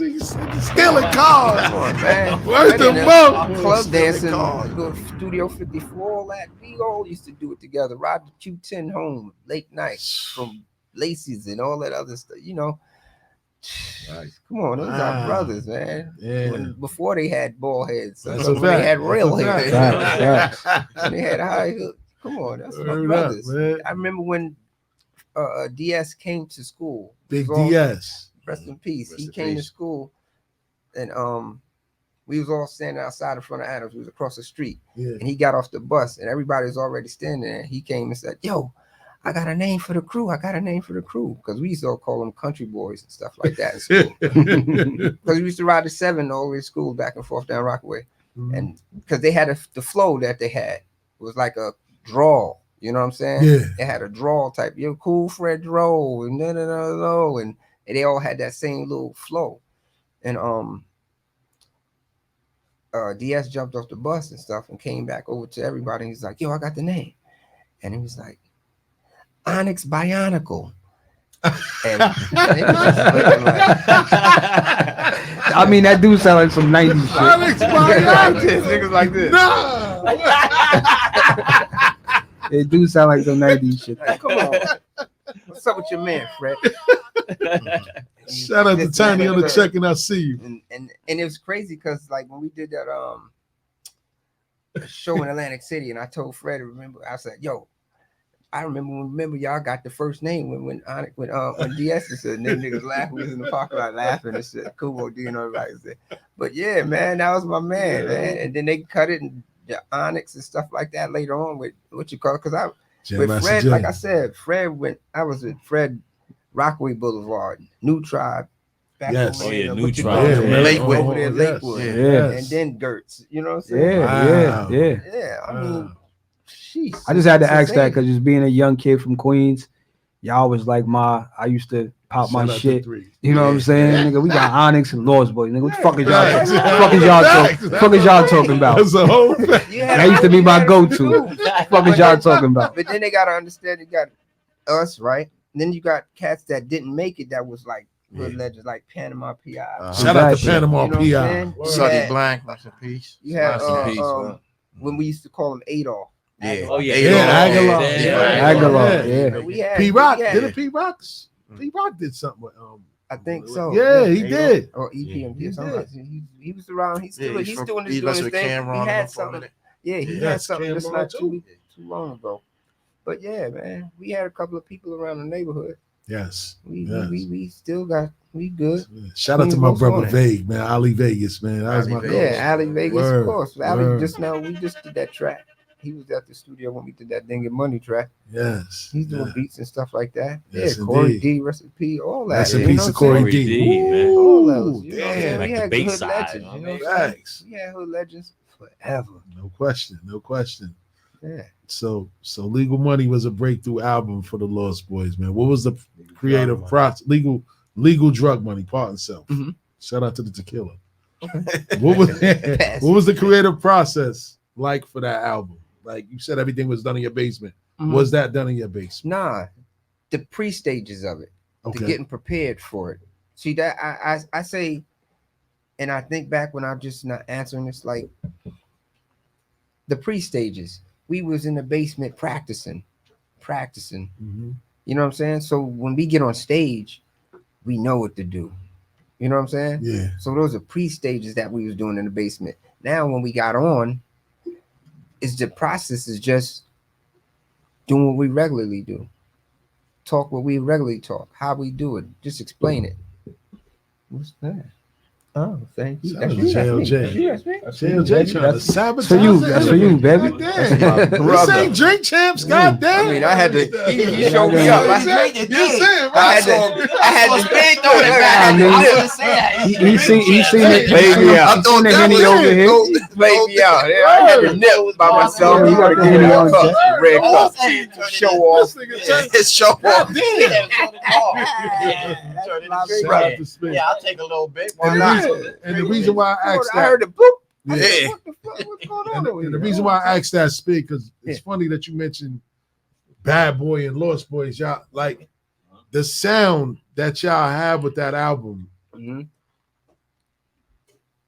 You know, that wasn't a typical East Coast sound. Nah. See, you had producers that's kind of known. You know, we we did our thing with this. Is the process.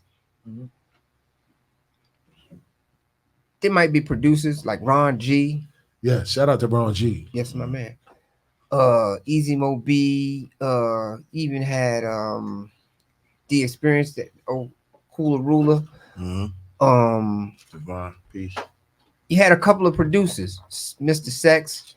You had Shout out to Mr. rest in Sex. peace, Mr. Sex. You had a couple of producers. What was that? I think Clark Kent. Clark Kent. Clark Kent. You know what I'm He did saying? the original Get Up. We had producers that Cheeks might get a tape or CD. You Yeah. gotta remember there was tapes and stuff back That's then. a fact. So you might get a tape and he don't even listen. He'll give it to me. Yo, Spigg, check this out. Listen to this. And I do the choosing. Oh wow. Okay. Cheeks was doing I know what he likes. I know the music. We practice in my basement. So all I'm doing, and due to the fact Queens, we created the blend, basically. Talk about it. GMV. Talk about it. Shout out to Grandmaster Vic. Acapellas and instrumentals. Now I gotta think. I'm in my mind thinking this rhyme that he said, and I'm putting it to one of these tracks. Basically, the shit they do that.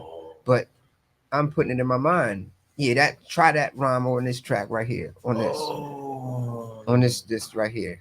Fast forward, go to the next song or whatever the case may be. And that's how we was doing it. And we practiced. But when it also came to a time that when we really get in the studio and when we first started, we didn't have no saying.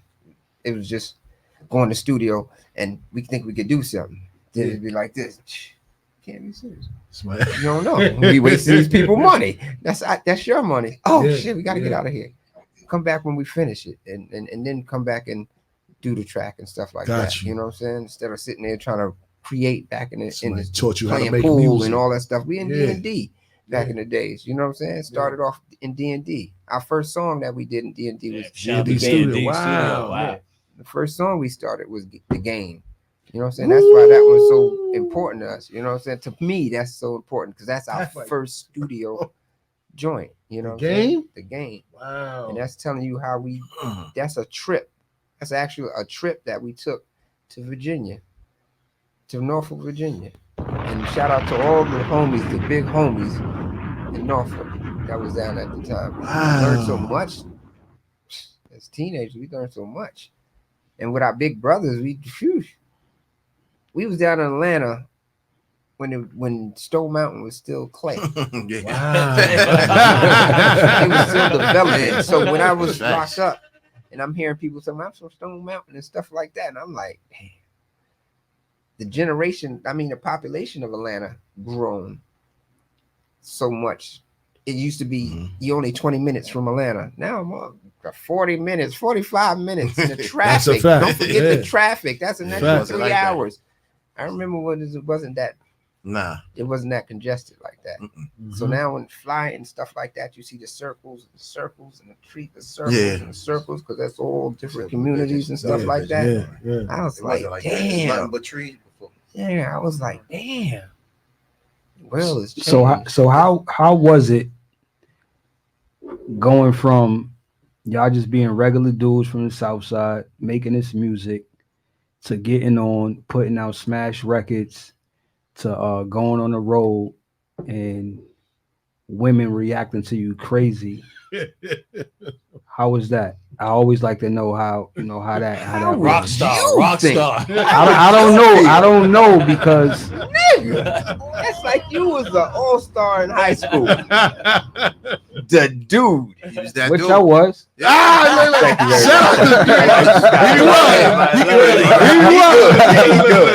He good. Look, he threw that one in. In the hood, we here in the hood. The people are gonna give you love. The people due to the fact that we were good guys, even though we had a reputation, how we used to roll when but now that we came and rose up from those type of environment, we still come back and chill and be on the streets and do this and do that. And Mm-hmm. You know what I'm saying? Everybody was love. It was all love and stuff like that. So we didn't feel it the way we thought, but we know it was there until you go out of state. When you home, that's my, yo, what up? You might want somebody, yo, treat a nigga or something like that. You know what I'm saying? But then when you get out of town, y'all was wilding out. Y'all was wilding out in them small towns. I heard the stories. Let me finish. Then we out of town. It's like good, easy thinking. It was like, give me. You know what I'm saying? So I enjoyed myself. I had a great time. I bet you did. I was like this.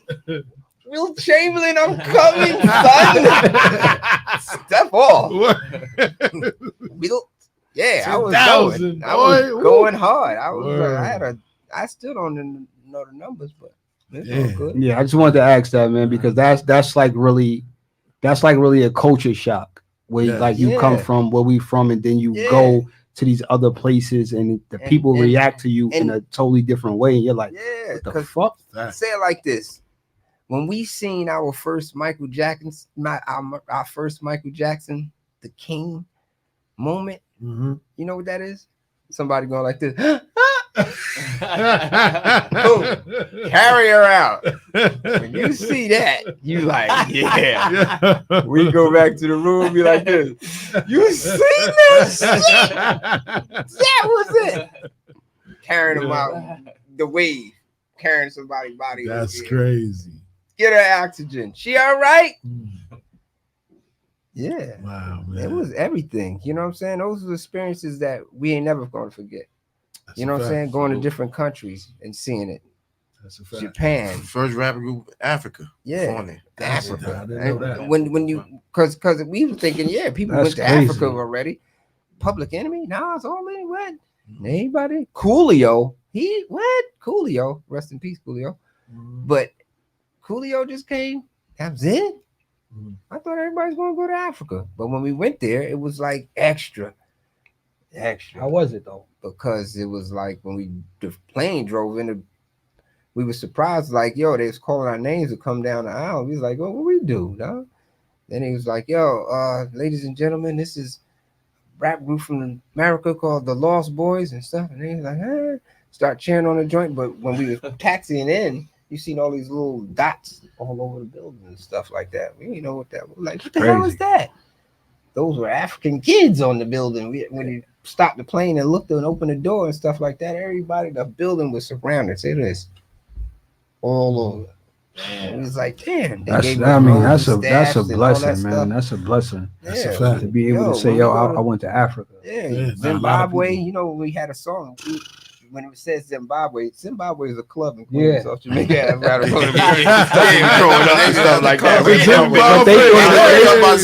was something else. It was a great rhyme. It was a club. It was a great rhyme. Yeah. Man, when we went to Zimbabwe, man, that was pandemonium. Kidding say, and then I had to redo the song again. I had to play it again. The record scratched, play it again. They knew that part though. Oh my God, they was bum rushing. Keep them down. Play it again. They love Zimbabwe. That's crazy. We love Zimbabwe. It was Talik. When Talik got out the car and went, man, they swarmed him like he was honey. Time, man. Wow. They jumped on him like, and carried him away. We was like, where he at? Disappeared. He comes back like this. Those my people. Get your ass in here. We got to go do this show. It was everything, man. Going to different countries like Japan. They love hip hop more than us. Man, jeez. So I'm gonna ask you the same thing I ask my athletes and the basketball players. Where would the Lost Boys have been able to go, and if social media existed in your time? Do you feel like y'all would be mega a trillion times bigger than it'd been mega Taylor Swift type time? Woo! Now he ain't lying though. No, I mean I agree, you know because saying? I agree that everything from the essence of the 90s with social media would be heightened 10 times over, in my opinion. Because we was in Cali bumping y'all shit and 9-6 crazy. Man, we was. They was like, who? Yeah.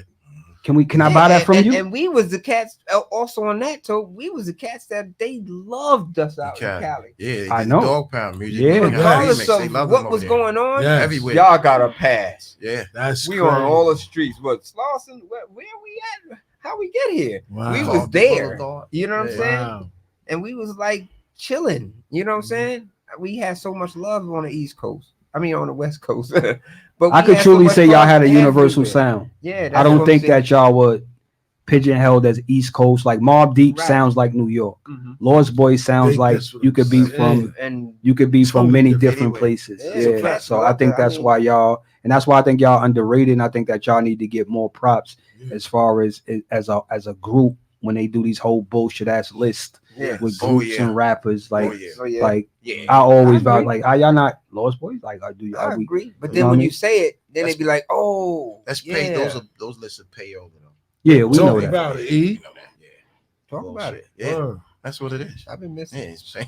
There you go. So you just coming back. Yes, things changed. Yeah, in the last 20 years since you've been gone. Man. Yeah, so welcome home. I wish I was there. Yeah, it's politics. Look, I wish I was it's there. payola. You know, people telling their own story, putting themselves at the scene when a lot of people not there to confirm or deny. Well, I'm hearing the story. Like, I heard that in trial. I heard that in trial. Yeah, like. Who? Nah, that didn't happen back then. I don't remember that. Yeah. Who? He did what? In Queens? Whatever? Nah. Crazy. It wasn't that dude. And that's why the docs and the interviews are sometimes necessary to remind people and also enlighten the generation that probably missed it. Yeah, because they really don't know. Yeah. Really? Yeah, they want to argue with you. I'm Yeah. like, calm down. See, when you see mine, I was there. I'm trying to tell mine. I'm trying to tell the youth that at least listen, not even the youth, because I've been doing this even in jail. I'm telling the truth. And I'm standing on the truth. So I know there's a lot of fakery and all that shit was going on down. I know. I seen it come through my system, through the system that I was in. Right. You're gonna have to stop that. You can't be doing all this wailing. That's how they say it. Wailing. You ain't gonna just now it's capping. You know what I'm saying? Yeah. You're not going to be doing all this here because you're gonna get yourself hurt and you're gonna get somebody else hurt. That's a fact. So you need to tell the truth, stop the bullshit. You know what I'm saying? And that's what people need to do nowadays. Stop all this bullshitting. Be for real. Be yourself. Keep it real. And that's a fact. Keep it real. Because you could get somebody else hurt by faking. That's a fact. Not just yourself, somebody else that you might love. You know what I'm saying? Depending the situation. So, and I'm glad that you. Truth. I'm glad that you mentioned that. I'm glad you mentioned that you want to reach out and get to the youth. Yeah, so, I'm uplifting. I mean, that's what I stand on. You know what I'm saying? These are principles. And you mentioned jail. I really didn't know how comfortable you would be talking about any of that. Because I ain't want to really. I'm good. I'm good. So I mean, I'm gonna have a show called a podcast, Visiting Hours with Spigg Nice. You know what I'm saying? Hours. What? Man, that's a great name. Because everybody wants. You got to know something. Somebody experienced it, and I'm trying to get. My thing is I'm gonna have a lot of different aspects to it. You're not just gonna hear just a regular CEO or inmate, or you want grandmother's kids. You want to hear the dude that brought the mail into the jail. Everybody had a story. Y'all don't understand if y'all don't know. We not giving away too much. Yeah, because I was about to go there. You see how intense it was. Yeah. But I know about people jacking shit. That's a fact. That's a whole fact. But just aspects of different aspects from different walks of life. Yeah, that's a fact. Yeah, don't jack that. Nah, they copyright. Yeah, that's a whole. It's copyright. But I'm gonna have a lot from different aspects. You know what I'm saying? Different walks of life. You know what I mean? So it's gonna be interesting.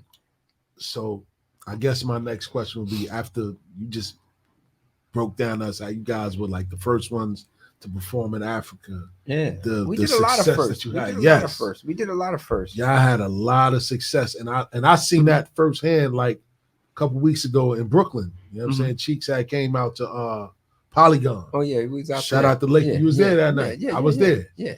and just seeing how everybody showed Cheeks love, and you know what I'm saying. Even Cheeks chilling on stage when his performance over. Yeah. He's just on stage He chilling, on stage. and everybody still showing Cheeks love, and he just chilling while everybody else performing. Yeah, He on that was stage. a great show. That was nice. My point is that y'all received so much love and achieved so much success. What led to your situation coming after all that success? Was it the dynamic after Ty, his passing? I mean, say it like this. I been tied to the streets. Got you. And that's a part. Got you. I mean, would I not have done it? No, I wouldn't have done it. I wouldn't have done shit. but things happen, and you learn from mistakes in life. You know what I'm saying? Yes. You grow, you learn. It took a while, this, that, and third. And I'm gonna just let y'all know, I would have been home. We wouldn't have been convicted. But the government cheats. Don't get it confused. Wow. If you don't believe it, look at your man with the orange hair. That's a fact.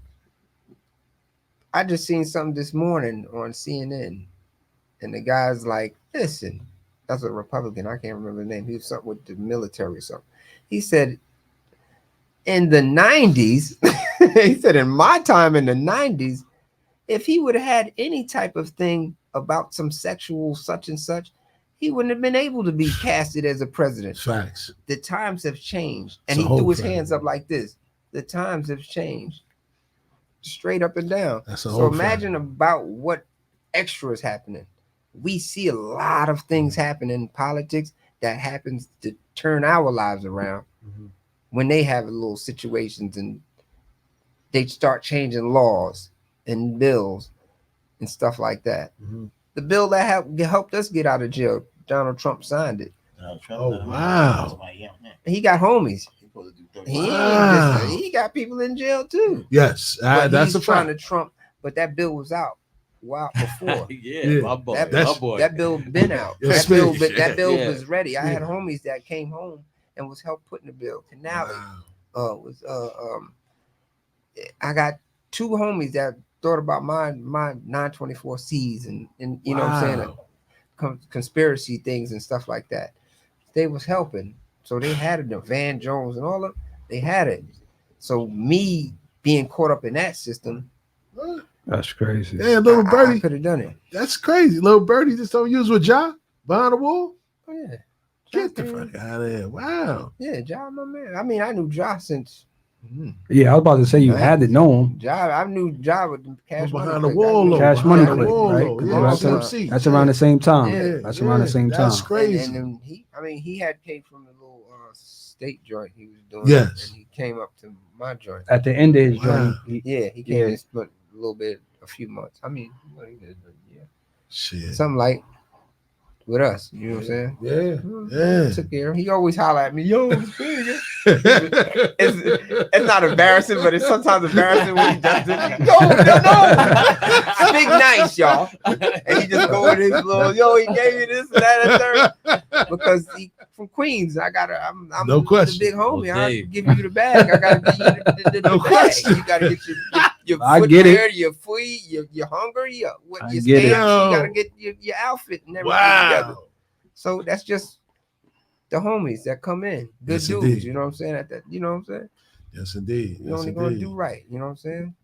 So before we move on, man, we are gonna get to our hip hop hour. We're gonna talk about what's going on currently in hip hop music. Let's go. Y'all brothers mind sitting with us to drive through that conversation. We're gonna go to a little 4-minute JOJ spin cycle, but we're gonna talk about this whole rap shit. We're gonna go straight to y'all shit for the mix. Yeah, we gotta let them know. We gonna introduce it right there. Yes, but we gonna talk about some hip hop. Talk about the two joints you got with Cheeks right now, man. Word. I got a couple of we gonna play them. I got the Welcome Home, Spigg Nice. You know what I'm saying? We got that. With D Life. Fire. D Life? Yeah. It's my Fire. nigga My nigga D Life. D Life was in Vegas. The Willie Master. The Willie Master. He in Vegas. The Willie Master. Yeah, grinding entertainment, grinding radio. Yes, indeed. You got that right, Jay? We'll play that first. You got that? Of course. Play it now. Or what? Spiggs in the building, man. Don't forget the number to call in is 516-206-0711. Call in. Call us up. Call us up. I ain't gonna front, man. Let's go. It's a lot of women in the building tonight. Call us up. Big nice baby. Don't swerve that. Let's go. Yeah, already know. Now all I wanna know, like cousin D Light wanna know. You know what I'm saying? Hey yo! Is it north side with me? South side with me? East side with me? West side with me? London, are you with me? ATL, you with me? New York, are you with me? LA, are you with me? You know who that be? I'm still repping for my crew, LB. Right. Still living in the state of SC. Still nobody can with me. Alright. That's the way it is. I still gotta be. To the day I die forever, Mike is freaking tired. I'll be fans for the struggle in the ghetto. You to tell the truth, we just living on the ghetto proof. Don't need to be guessing our ages. Cause all the energy we give out on the stages. We write them up and rip through them like pages. For 12 gauges, we taking all your wages. But all your albums. This is SPIGG. It's the SPIGG. Welcome on, Spigg. It's the SPIGG. It's the SPIGG. Welcome on, Spigg. Remember all the faces. The same name, different city and state. A damn shame how many races and places. My team seen while you were home catching cases. It's all a dream, but we were saving all the memories. For the hood, all so foreign currency. My wood passport for my ID. I get high, safe flight for this LB. I stay fly in the air, on the ground, y'all. On heaven sent or even hell bound, y'all. We represent for the crew that choose you. Do, cruise, who, like, lose you. Pay dues. It's the SPIGG. It's the SPIGG. Welcome on, Spigg. It's the SPIGG. It's the SPIGG. Welcome on, Spigg. When I say freaky, you say tie. Freaky tie, freaky tie. When I say let's get, you say ah. Let's get high, let's get high. When I say freaky, you say tie. Freaky tie, freaky tie. When I say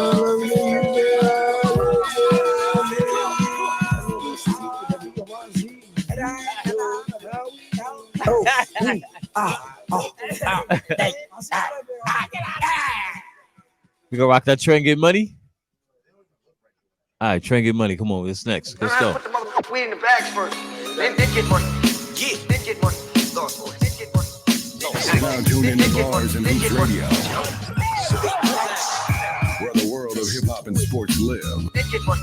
Yeah, then get money. The streets is waiting, baby. Nice. Elms. Okay. You got all night, Queen. You got all night. Huh. Some might repeat with me, creep with me, now again, eat with me, sleep with me, cheat for me. Now my man, she's with me. Nice. How you just break it so frequently? Peep it, see, I've been bad low like the deepest sea. Recently, my grind's been keeping me peacefully, but in my past, I leave that repeatedly.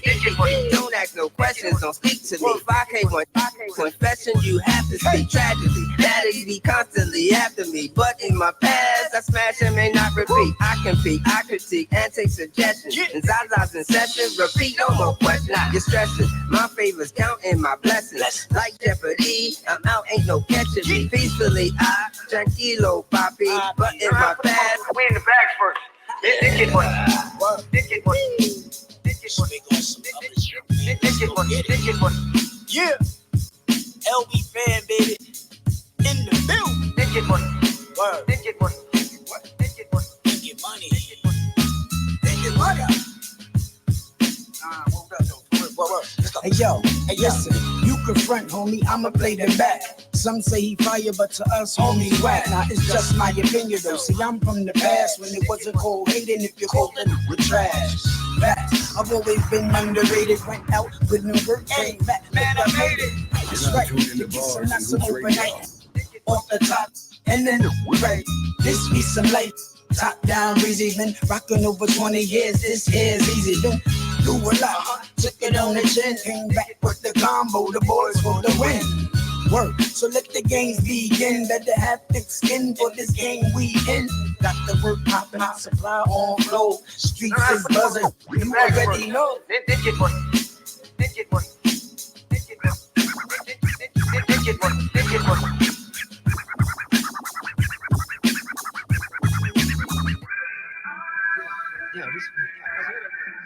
Pretty low. Cheek. I'm Spigg. Nice.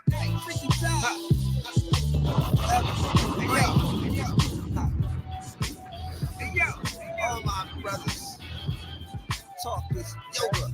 This that shit that ain't even out yet. Huh? Oh, we're gonna put our tag on that. Bars and Hoops Radio. Huh? We don't cry, we get high. This is that men's therapy. I'm gonna tell you what it is. This is when we all go through this with the young in school or whatever growing up. We don't cry, we get And we high. playing That's the day PlayStation or something like that. My alibi is we wait until the sun dies. But on the late night, you never see me wait. Oh, Right? boy. All I do is work for you and keep my game tight. Remember next, I'm talking real life, wifey. Forever in my life, see me flavor like an icy. She shiesty, can't forget feisty, a bit spicy. What you say? Nicey, she just like me, might get me hype, see? You feeling me? My chick be killing me. Them butters stealing me, live with or without her. I never doubt her, imagine me without her. I can't forget her, watch me on the shit it though. I'ma get her, but nothing too bitter though.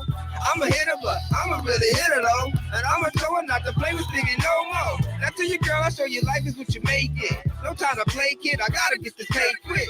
I'm about to go illegit, telling niggas give me it. For the sake of silly shit, I'm tired of this really. We don't cry, we get high, pass the day by. My alibi is waiting till the sun die. But on the late night, you never see me wait right. All I do is work for you and keep my game tight. We don't cry, we get high, pass the day by. My alibi is waiting till the sun die. But on the late night, you never see me wait right. All I do is work for you and keep my game tight. Now can you tell me my breath smells like LC? I'm blessed recently, the stress now releasing me. She testing me, but even now I gotta be a G. Like genuine, I'd rather shine than stand online. Listen, you get the best of me like Maya, but like Boosie or Buster, you know I spit that fire. My love for higher and this long-lasting relationship shit. Can you handle it? I'm about to fucking lose my grip. We don't cry, we don't trip, we handle our biz to make it right for your girl and raise our kids. It don't matter, just go right on more than you can chew. It's from my heart, I'll be fan and I'm true to you. Now if you're true to me, there's nothing that can do to we. My life is usually music, weed, and family.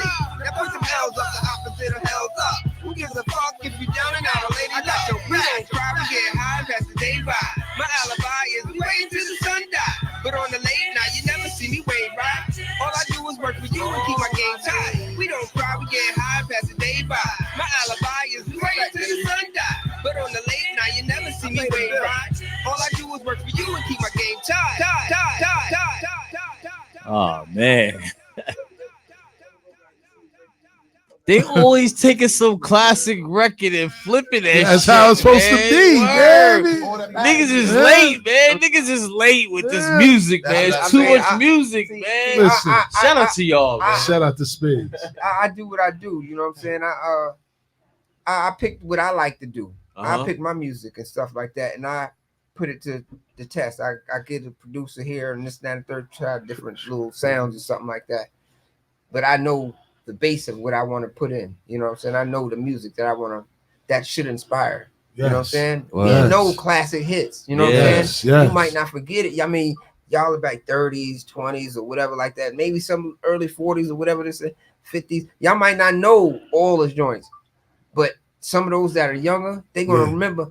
Listen to their moms. Yeah, their moms is like, yo, my mom's Yo, do this, that, and the third, Spigg, that the shit. younger they grew up with the family, you know what I'm saying? Right. And they inherited all of that. They heard it, I did basketball tournaments and younger cats are singing Michael Jackson. I'm like, yo, how the hell you know Michael Jackson?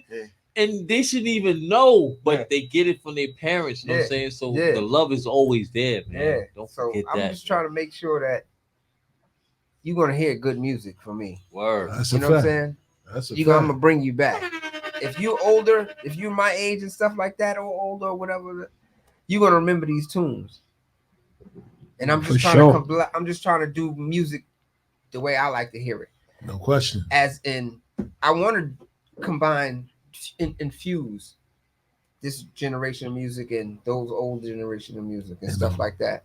So I'm trying to do that, and the best way I can do it is try to do it myself. Give an example. Be the example. You know what I'm saying? And that's ill, because that's what he's definitely going to get into, and that's what Three was asking you. So just hearing that, like y'all catalog, man, is always inspiring music. It's never that music that have you feeling down. It's always up and partying. So how do you view the evolution of hip hop culture from the 90s to the present day now? I mean, and how can you impact that? I would say for me, I love music. Not all the music, but I love music. Depending on, because music evolves. It evolves all the time. And I mean, revolves. Sometimes you're going to bring old songs, or some people get samples and stuff and bring it and bring stuff back to life and stuff like that with their own twist and stuff like. You know what I'm saying? You're gonna have different producers have different airwaves. Not everybody's gonna be the same, so you're gonna have weird sounds. You're gonna have great sounds. You're gonna have what the hell was that? Yeah. You're gonna have a couple of different things, but you're gonna also have those lyricists that's gonna be able to vibe to that or relate to that sound or this. So you're gonna have lyrics that's gonna. What he was talking about. Sometimes you gotta think. You're gonna have stuff that you don't gotta think. You be like, what the fuck? Yeah. You know what I'm saying? You're gonna have what the fuck was he talking about? And then you're gonna be like, what the fuck was he talking about? You're gonna have different views and stuff like that. There's always in any era, there's gonna be motherfucking somebody that's a jokester or somebody that's serious or somebody that's don't fuck with him. He's too serious. You know what I'm saying? It's crazy, but that's music. You're gonna have Sammy Davis's in a different light, or Luther Vandross or something, man. But you're gonna have different, you know what I'm saying, Michael Jackson in different forms in music. Can't rappers come out the dirt like this? Yeah, that's a whole fact. It's like you throw salt over your shoulder, you're gonna hit 17 rappers. You know what I'm saying? New ones. You know what I'm saying? And they might all be different. See, me, I listen to it a lot of different, just rap and hip hop. You know what I'm saying? Because there's a difference. So I listened to a lot, and it was just like so funny that the different sounds and stuff like that. So me and one of my proteges, Gross De Niro. Gross De Niro. Shout out Gross De Niro. Oh, yeah, we get him up here for sure. He was just maybe like last week. He was like, yo, shooting tracks at me, and it was the new. It was that like. Was it drill? Like a kind of Jersey. Was it drill? It was drill Gross. Not. It wasn't the drill. I didn't like it. You know what I'm saying? It might have been drill. It wasn't the drill. A lot of the producers today is making drill.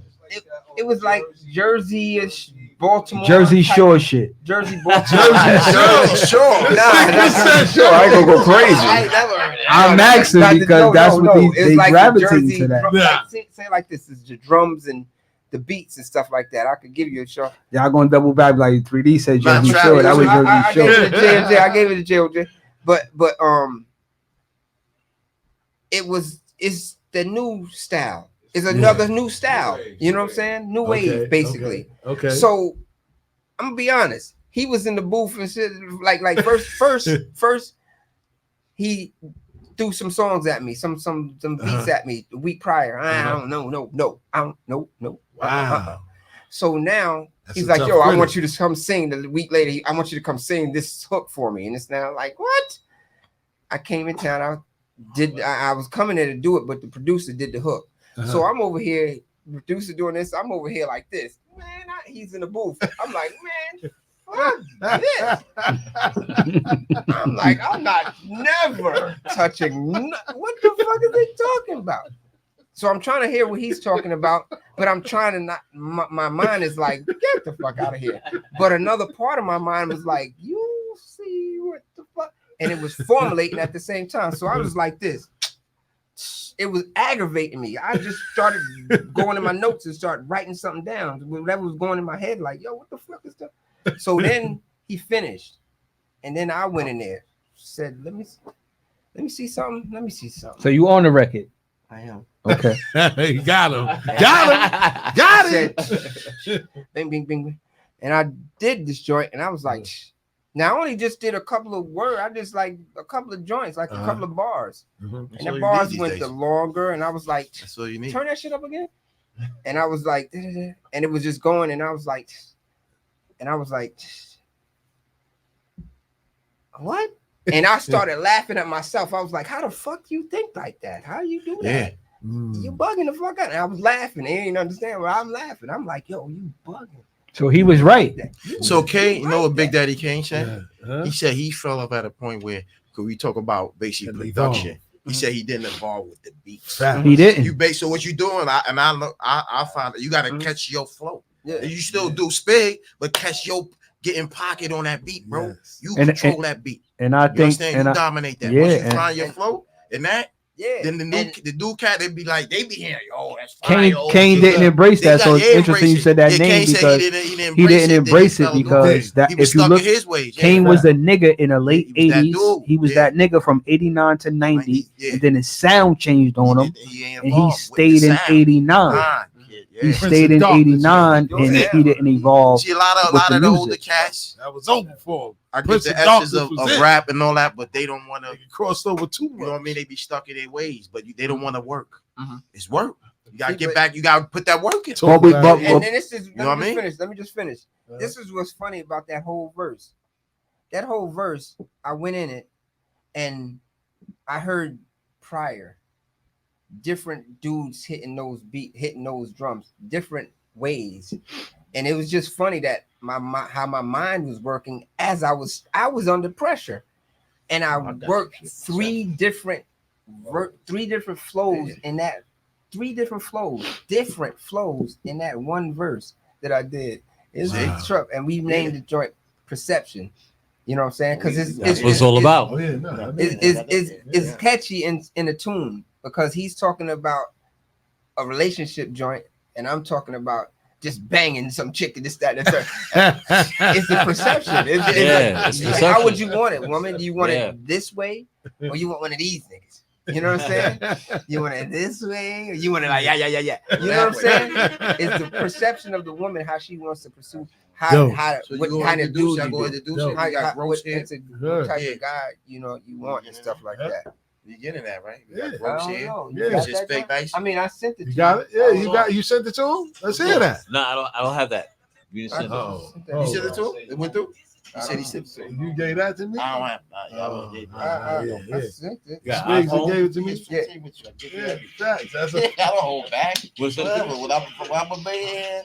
Don't worry, you might hear you get a call. So why are we trying to get JOJ to find that? Your phone ring, I'm like, yo. Word. Still, I'm a billionaire now. Come on. Don't tell everybody. Listen, come on, man. get some of this. Hey, man. Word. Yeah. Listen. And I gotta ask you a question offline too. Cause I got a little something. You might be able to tell me something. Okay. If it's his email, JOJ email don't work. Word up. Email don't work. You probably got it. So Spigg. Hold on. Why we let Jay find it? Because we gonna get to what you want. God, matter of fact, ask what you wanted to ask. No, I'm not going to no music shit. I just want to say, I just sent it again. R.I.P. and rest in peace to my brother Corey Homicide Williams. Rest in peace. He's from the Bronx. Played at Rice High School. Great player, man. He came up through street. He similarly did from my Queens guys that's listening. He did what Rafa did. Like he didn't make it to the league straight out of, he went through the street ball route and he played for the Raptors for a few years. And then he went over to Australia and did his thing over there, man. He passed away. He passed away this morning, man, due to colon cancer at 47 years old, man. So I just want my brothers, man, like go get yourself checked out, man, because the whole fact. He had like a little doc where it was like how I get to stage 4, because when he went to the doctor, they told him he was stage 4 colon cancer. And he was saying to himself, what happened to 1, 2, 3 while I'm at 4. But he was super young, man. He has a young daughter that's not even 2 years old. My condolences goes out to his family and his loved ones, man. Like he was a real one. Like I played with him a few times, like on a team. My man Kev Jackson playing in the pro with him, but Corey was tough, man. Like to make it to the league from street ball, you got to be that nigga. Yes, you got to be one of them niggas to make it to street ball to the NBA. He did that. You know what I mean? He did that. Wow. So yeah, R.I.P. Corey Homicide Williams, man, from the Bronx, Rice High School. Rest in peace, bro. Rest in peace, man. For real, man. So, I know you wanted to get into the hip hop Yeah, we get into the hip hop to your man OVO Stills. Go ahead, come on, go ahead. You asking now? OVO Stills. OVO Stills. OVO Stills. What's that? He down with OVO. He down with OVO, man. All right, so Kendrick Lamar versus Drake. Kendrick Lamar pulled the sheets off that nigga. So come on, look. Kendrick Lamar pulled the sheets off that nigga. Cali over I'm gonna go with US. Drake. Listen, Drake is a phenomenal.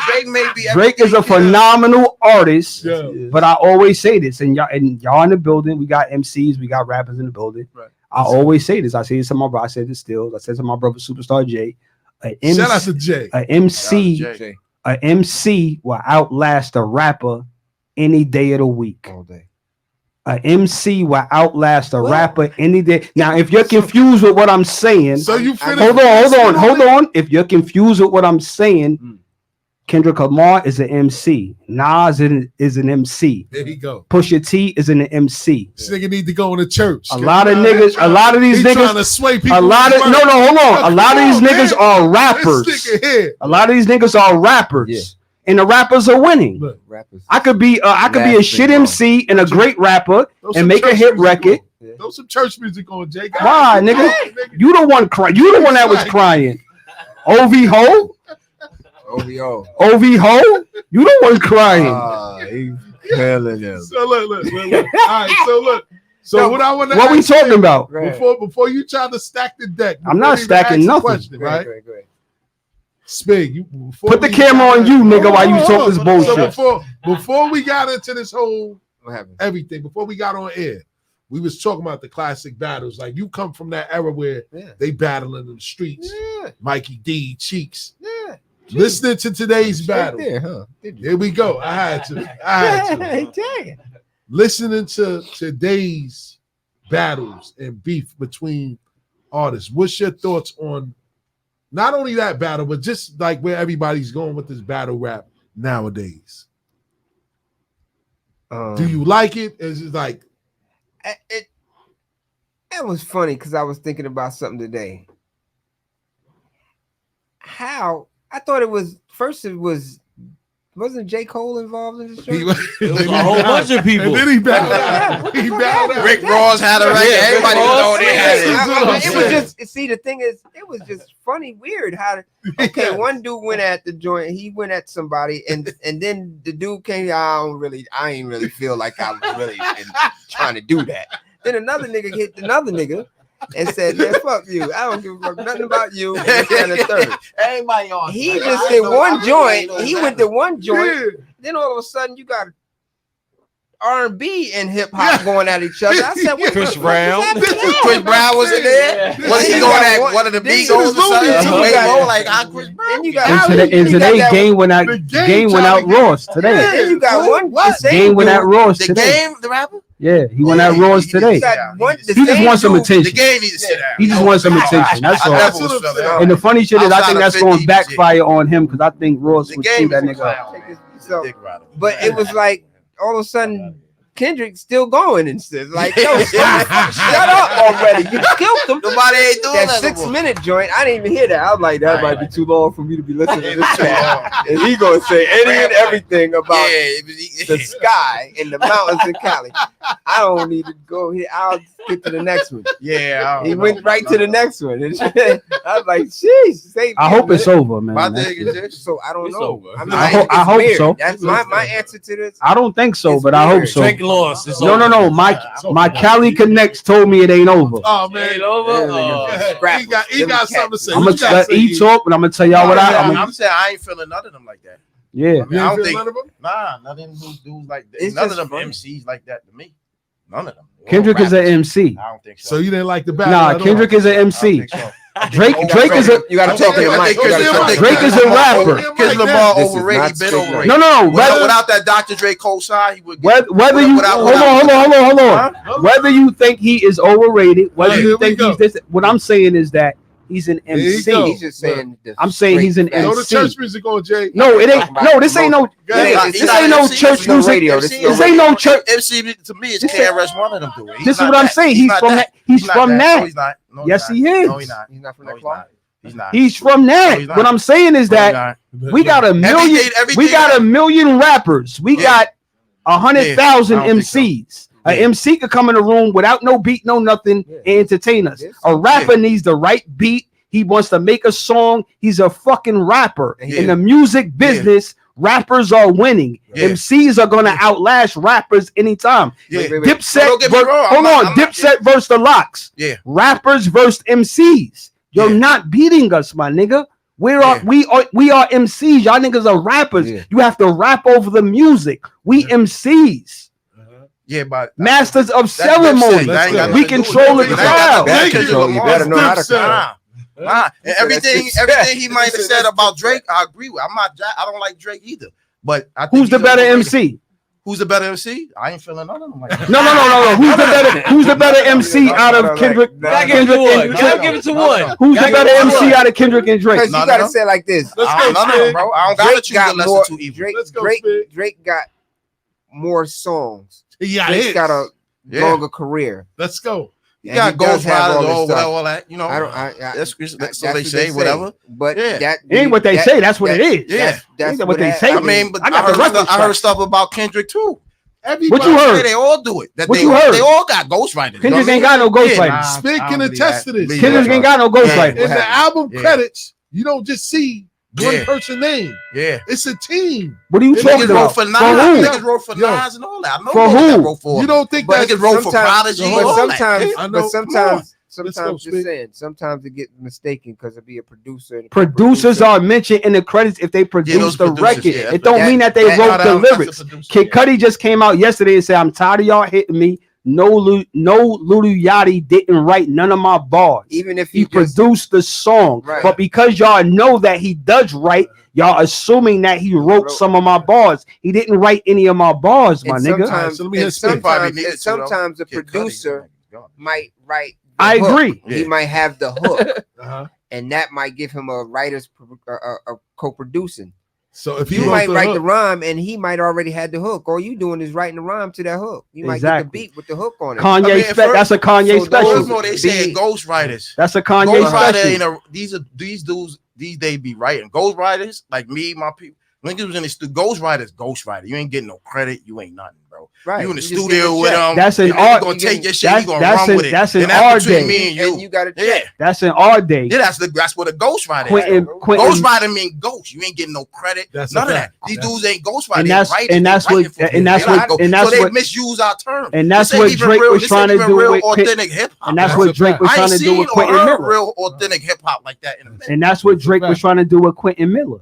Yeah. So when Quentin Miller was penning them raps for Drake, and then he labeled himself the sixth guard, it's because I'm gonna tell you why, nigga. Let me finish. I'm with you on all that. When Quentin Miller and Drake started labeling himself the sixth guard, it's because Quentin Miller was writing a rhyme saying, "I'm the boy." That's when Drake became the boy, and that's when he said himself as the sixth guard because Zone 6 in Atlanta is what Quentin Miller was writing about. He took the 6 and made it 6 guard from Toronto.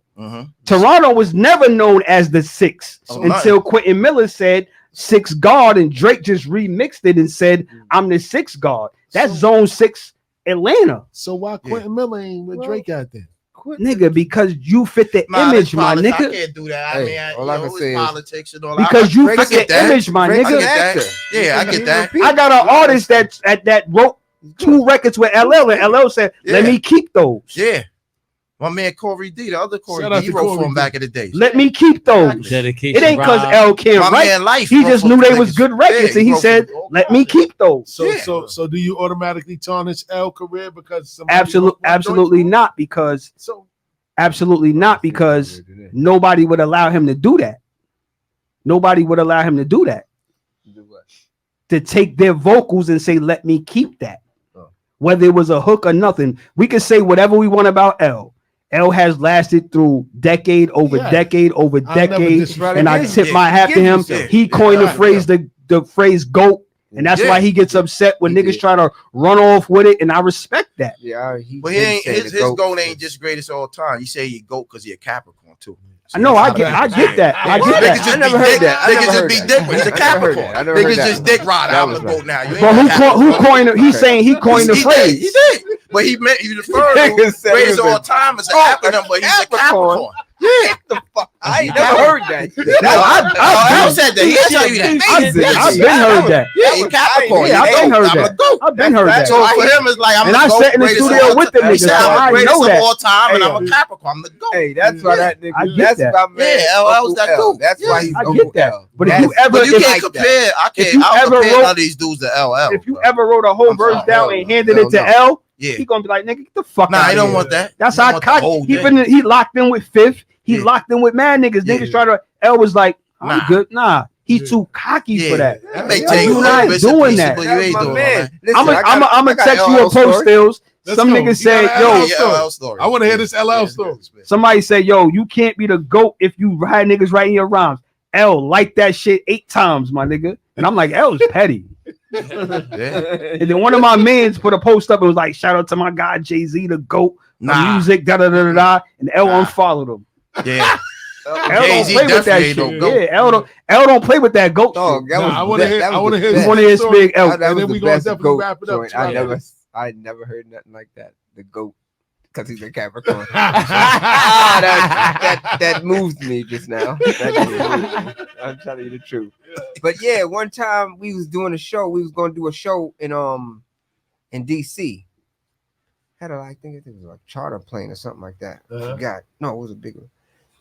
And I just so happened to be sitting, by the wing or whatever, and somewhere in the plane, and I dug in the seat, pulled out a book and looking at the shit, looking at some thinking type shit and shit like that. So I skimmed through it and shit, like I'm kind of bored. It ain't quick flighting anyway, but I skimmed through it, listening. I wound up having the book in my pocket when we left the plane and stuff like that. So later on, I come to we was in the hotel. Me and at that time it was me and Talik was roommates, and Cheeks and Lou was roommates and stuff. Yeah.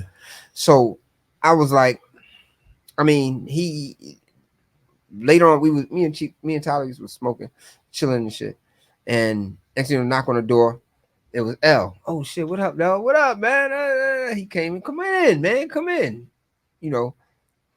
Kicking it. He was telling us some stories and stuff like that, and he was sitting on a desk, because the TV. You remember the TV here in the middle of the joint, and this, that, the long joint, the brown table thing. Yeah. You know what I'm saying? And he was just sitting on the joint talking. He had a security at the door and stuff. So I was sitting on the edge of the bed, next to the bathroom, the joint. You know what I'm saying? Because it's 2 beds. So we was just listening to him. He was talking this, that, and third, and he was like, "Yeah, such and such." He's like. He looked back and sit and seen the book and said, he's like, yo, who's reading that book? I was like, yo, I found that joint earlier and shit and this and that. I was looking through it. He's like, yo, I had that same book. I said, yeah. I was like, you know that book? He said, yeah. He picked it up and looked at it. He's like, yeah, this look like mine. Nah, that's my joint. I got that joint. He's like, I lost that joint. I was like, well, I found it on the plane. He said, I think I lost it. And that's when we was laughing. I was like, keep that. He's like, nah, you keep it. We was laughing and stuff like that. That's crazy. But that was just the funniest joint. That was like a great, crazy coincidence that I found the book that he lost on the plane. That's crazy. He left on the plane and shit. Wow. But yeah. Wow, man. It shows is crazy back then with the big radio and stuff like that back then. Because those was like idle moments. Like we grew up.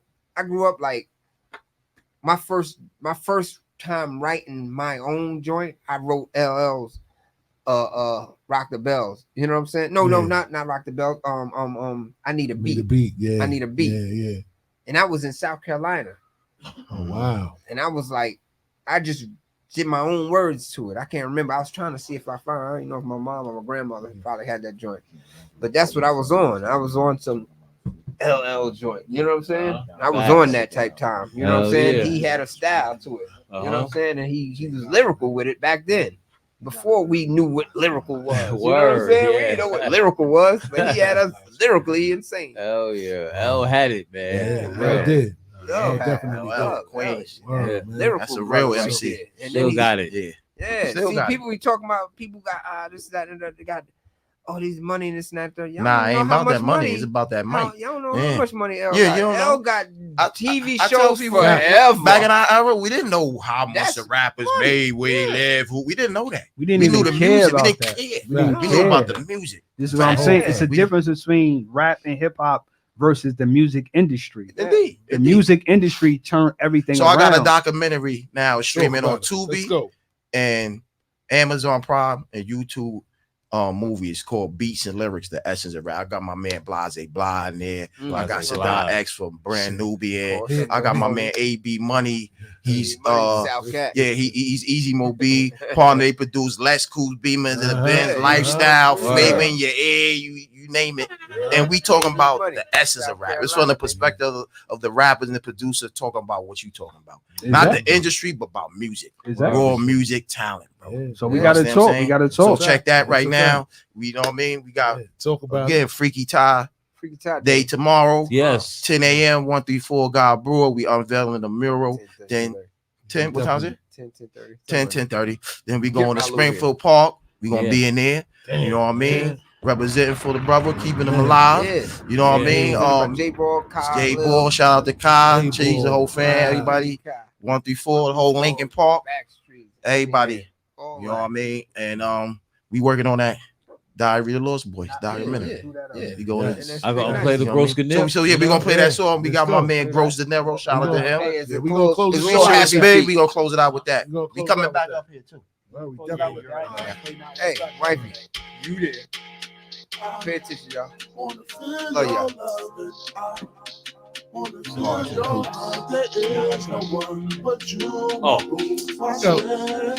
we gonna revenge. This mute button work. Wanna feel your heart, there is no one but you. I swear, I need your love. What are they talking? What are they saying? New tabloids spreading. Nathan's don't let no man come between what we don't put together. If it's another female, well, it depends on the weather. You make me smile, I make you laugh. Can't wait for struggles being broke in the past. Now we on another level, shining brighter diamond bezels. If the ops wanna hate, they getting buried with they several. Taking trips overseas, shaking off features and fleas. Limited money can't run with us, only run with the elite. God damn it, we a fleet. Work to make back seats. Then them Christians on your feet. Look their teeth when I lust. Be that trip, be that bust. Overdose, we still a touch. So I can't package up. So I can't package up. So I can't package up. So I can't package up. So I can't package up. You wanna steal a touch. Wanna feel your loving. I wanna feel your heart. There is no one but you, my boo. I swear, I need your loving. Wanna feel your love, yeah. I wanna feel your heart. There is no one but you, my boo. I swear, I need your love. I'm either fucking them or ducking them, stuffing them or tucking them, licking them or liking them, four-wheeling or I'm biking them, pimping them or hyping them, but never likes to liking them, trigger them or treat them all, sneak or lick or sneaky ball, coming once, no Adderall, coming twice, girl, you're fall, legs that tall, I have a ball, shoot my shot or miss the call, I'm mad at y'all, y'all ain't know, Ben has style, mischievous flow, my life is wild from head to toe, my pipe is your lady know, nice, but they call me and I'm really in the brain, the body is the doggy, and for real it is a shame, my performance needs a bossy, mom, at this you leave a stain, so more, you know my pimpin' ain't the same, yeah. Wanna feel your loving. I wanna feel your heart. There is no one but you, my boo. I swear, I need your loving. Wanna feel your love, I wanna feel your heart. There is no one but you, my boo. I swear, I need your love.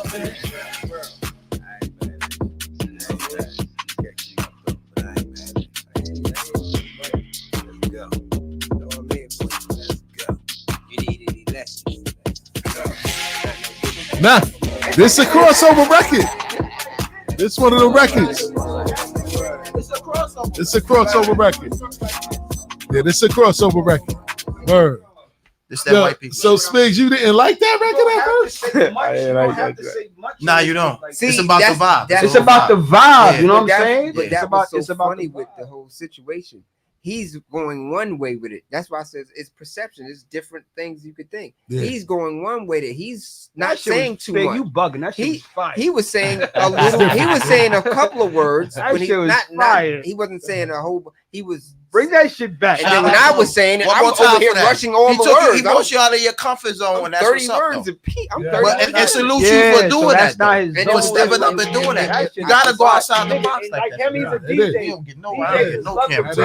I didn't feel it. And then all of a sudden, it made me feel being. If a DJ can bring something back on the point and blend it in, but most artists don't think about that. Artists don't It know made that. me. It made me do it. The beat That made me do BPM it. is crazy. Love of Yeah, music that made BPM is me crazy, yeah. come People back like, to that what's joint. That's it. Yes. That. And I was right. Shout out to Gross De Niro on that one right there. Let's go. Spig, shout out to you. Cooler We gonna Ruler. run that back. Cooler Ruler. Cooler Ruler did the beat. Nah. Shout out to Divine. Nah, that's- But yo, run that back though. But that's a crossover hit. And shout out to him for taking you Pay out of your attention to comfort the zone lyrics for that too. right there. Let's hear that. Let's go. Perception. That's that summertime Hamptons white crew. Yeah. Yeah, you rather wear the land on back Spig. We gonna well, we got to leave. I like music. No, I love music. It made me do better. It made me during that stress. This them this is What are they talking? What are they saying? And I hear this Janet Jackson shit in there. I want no one but you. I hear it. And it's like NBA 2K. No, I hear that. I want no one but you in the beginning. I hear it. We're looking for a deal. You gonna send this shit? I'm gonna take J45 next weekend. Find your feet involved. Want no one but you. I heard it in the beginning. I heard it. Remix. I know music. I heard it. Bring it back, Jay. Bring it back. You hear the want no one but you in the beginning? Janet Jackson, want no one but you. He knows something. He knows music. Let me go to Anita Baker concert. Hey. You know that joint? That's when Janet had the leather joint on in the joint. She doing all this shit. People, they was all acting like This they was next on level right here. They was on mushroom. They say limited at event I when want it's the no Hamptons. one but What are they talking?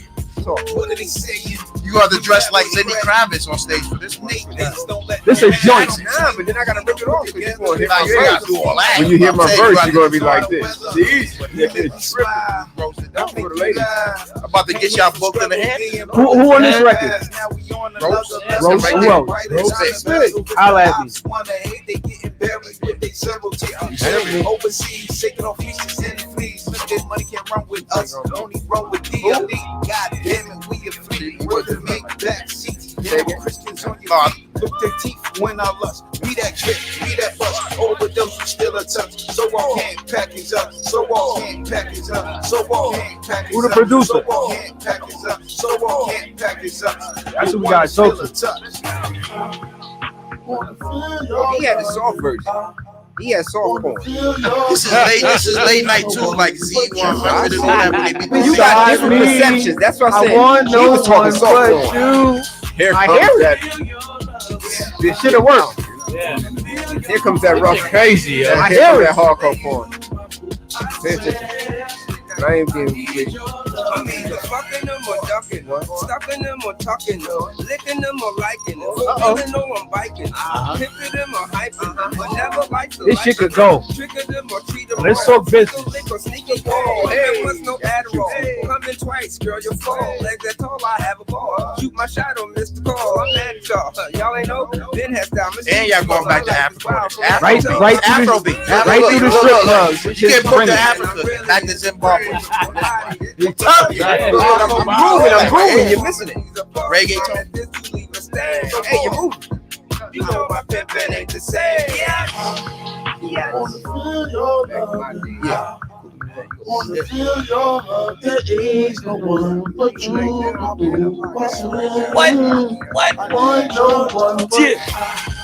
What? Shit is a bop, my nigga. That's all. Hell yeah. People just want to bop, my nigga. No complex shit. I need your love.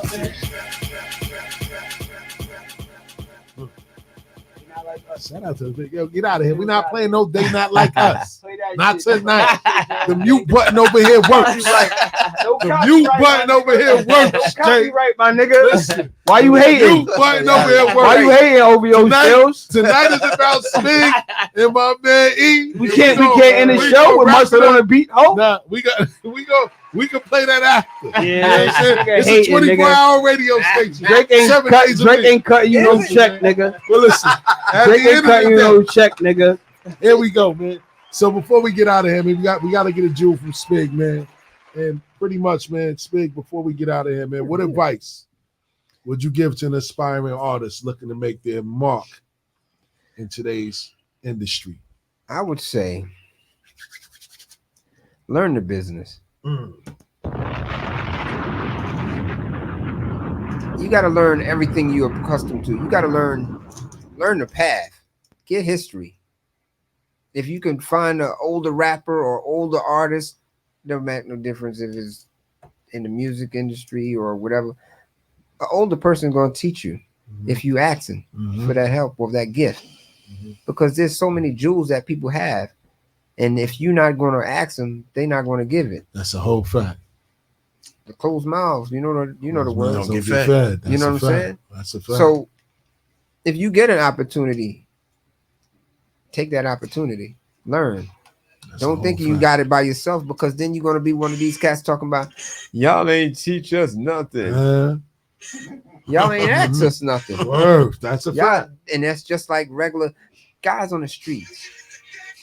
Guys on the street, they got off the they finally got off the porch, and they ran and grabbed a gun, and then they shoot somebody, or whatever the case may be, or reckless shooting or whatever. Yeah.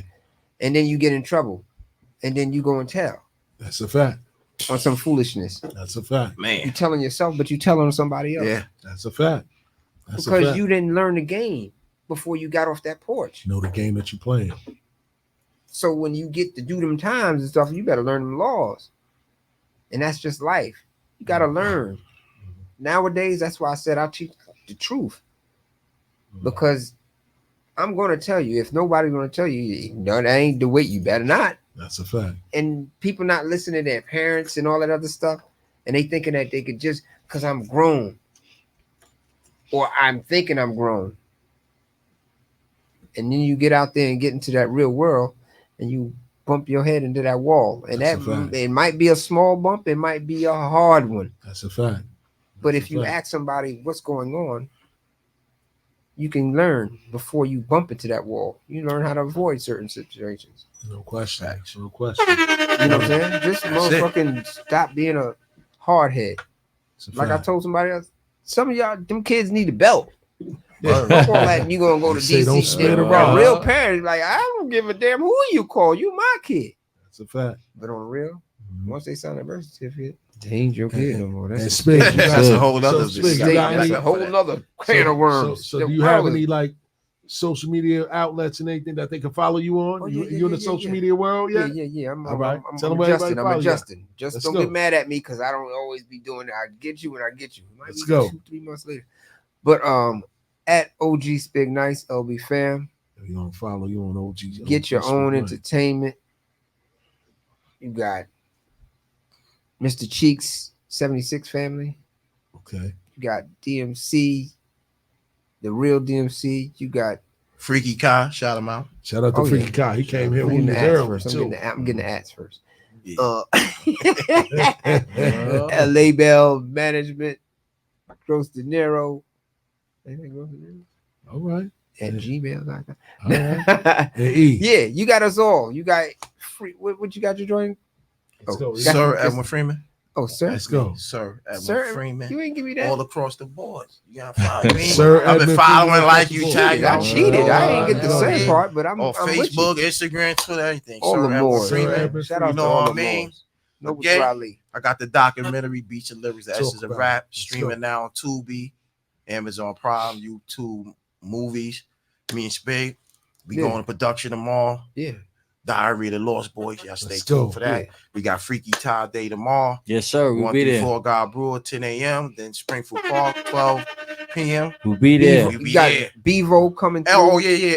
And then I got the sneaker ball. Shout out to my man, Mr. Bowtie, because I know he missing Oh, that. Johnny Sneaker Bowtie. ball, so Johnny Bowtie. Yeah. Sneaker ball Johnny. from 9 to 2 tomorrow night Oh, at 9 to 2? 11:20 event space in Oceanside. Okay. Get cleaned up. We coming out. We representing. You got Come security, flex your you got kicks, all Bevo. that. We there. You got Bevo and stuff coming through the park. All that. You're gonna have a lot of people coming through. You're Like gonna have the Care, mayors. everybody, You're gonna have mayor. all the councils. You're gonna gonna have be a lot of people Tomorrow's a coming full through. day. Also, I want to shout out the Backstreets. I want to shout out Backstreets. Rest in peace, Freaky Ty. Rest in Lincoln peace, Park. Freaky Queen Ty. and everybody coming up. Rest in peace to My Mom man. Dukes. Padmore PM. Mama Blackwell, as they call. Happy Mother's Day to all the mothers Yes, coming up, indeed. because I ain't gonna have Mother's you Day. already know, wifey, you know, man. There's a lot of things going on, and I'm gonna be a part. You're gonna hear me, because I got things that's going on in South Carolina. Okay. That's where I'm at. So I'm trying to bring South Carolina up in the ranks. Well, we tapped in. We You know what I'm definitely saying? tapped in. Not only the weed, but I'm just saying. Alright. Nah, but Shout out to AB Money, really though, South Carolina. shout out to Walk with the the South legend. Cat. We're gonna bring it South home, Cat. man, and you know what I'm saying? All the neighboring Sumter, Florence, All that. We trying to bring South Carolina Bentonville, because all there's that. a lot of talent out there, and I want to be a Columbia, part of it. all that. You know what I'm Okay. saying? Columbia, Okay. word. Yeah, Listen, all man. those Charleston, Columbia, Charleston, Myrtle Yamasee, Beach. all Charlotte. I'm gonna be in Myrtle Beach. Matter of fact, the 24th, I'm gonna be out there, Laura, South Carolina. We all gonna be out there. It's the Black Bike Week. Black Bike Week. You know what Yeah. I'm saying? Let's go. Cars That's and going trucks, down so too. Everybody's Yeah. going Let's to go. come on down and find out where we at. Listen, man. We here, Money World. I got a side joint with my homies, Money World, that I'm a part of. Money World Music Management and Records.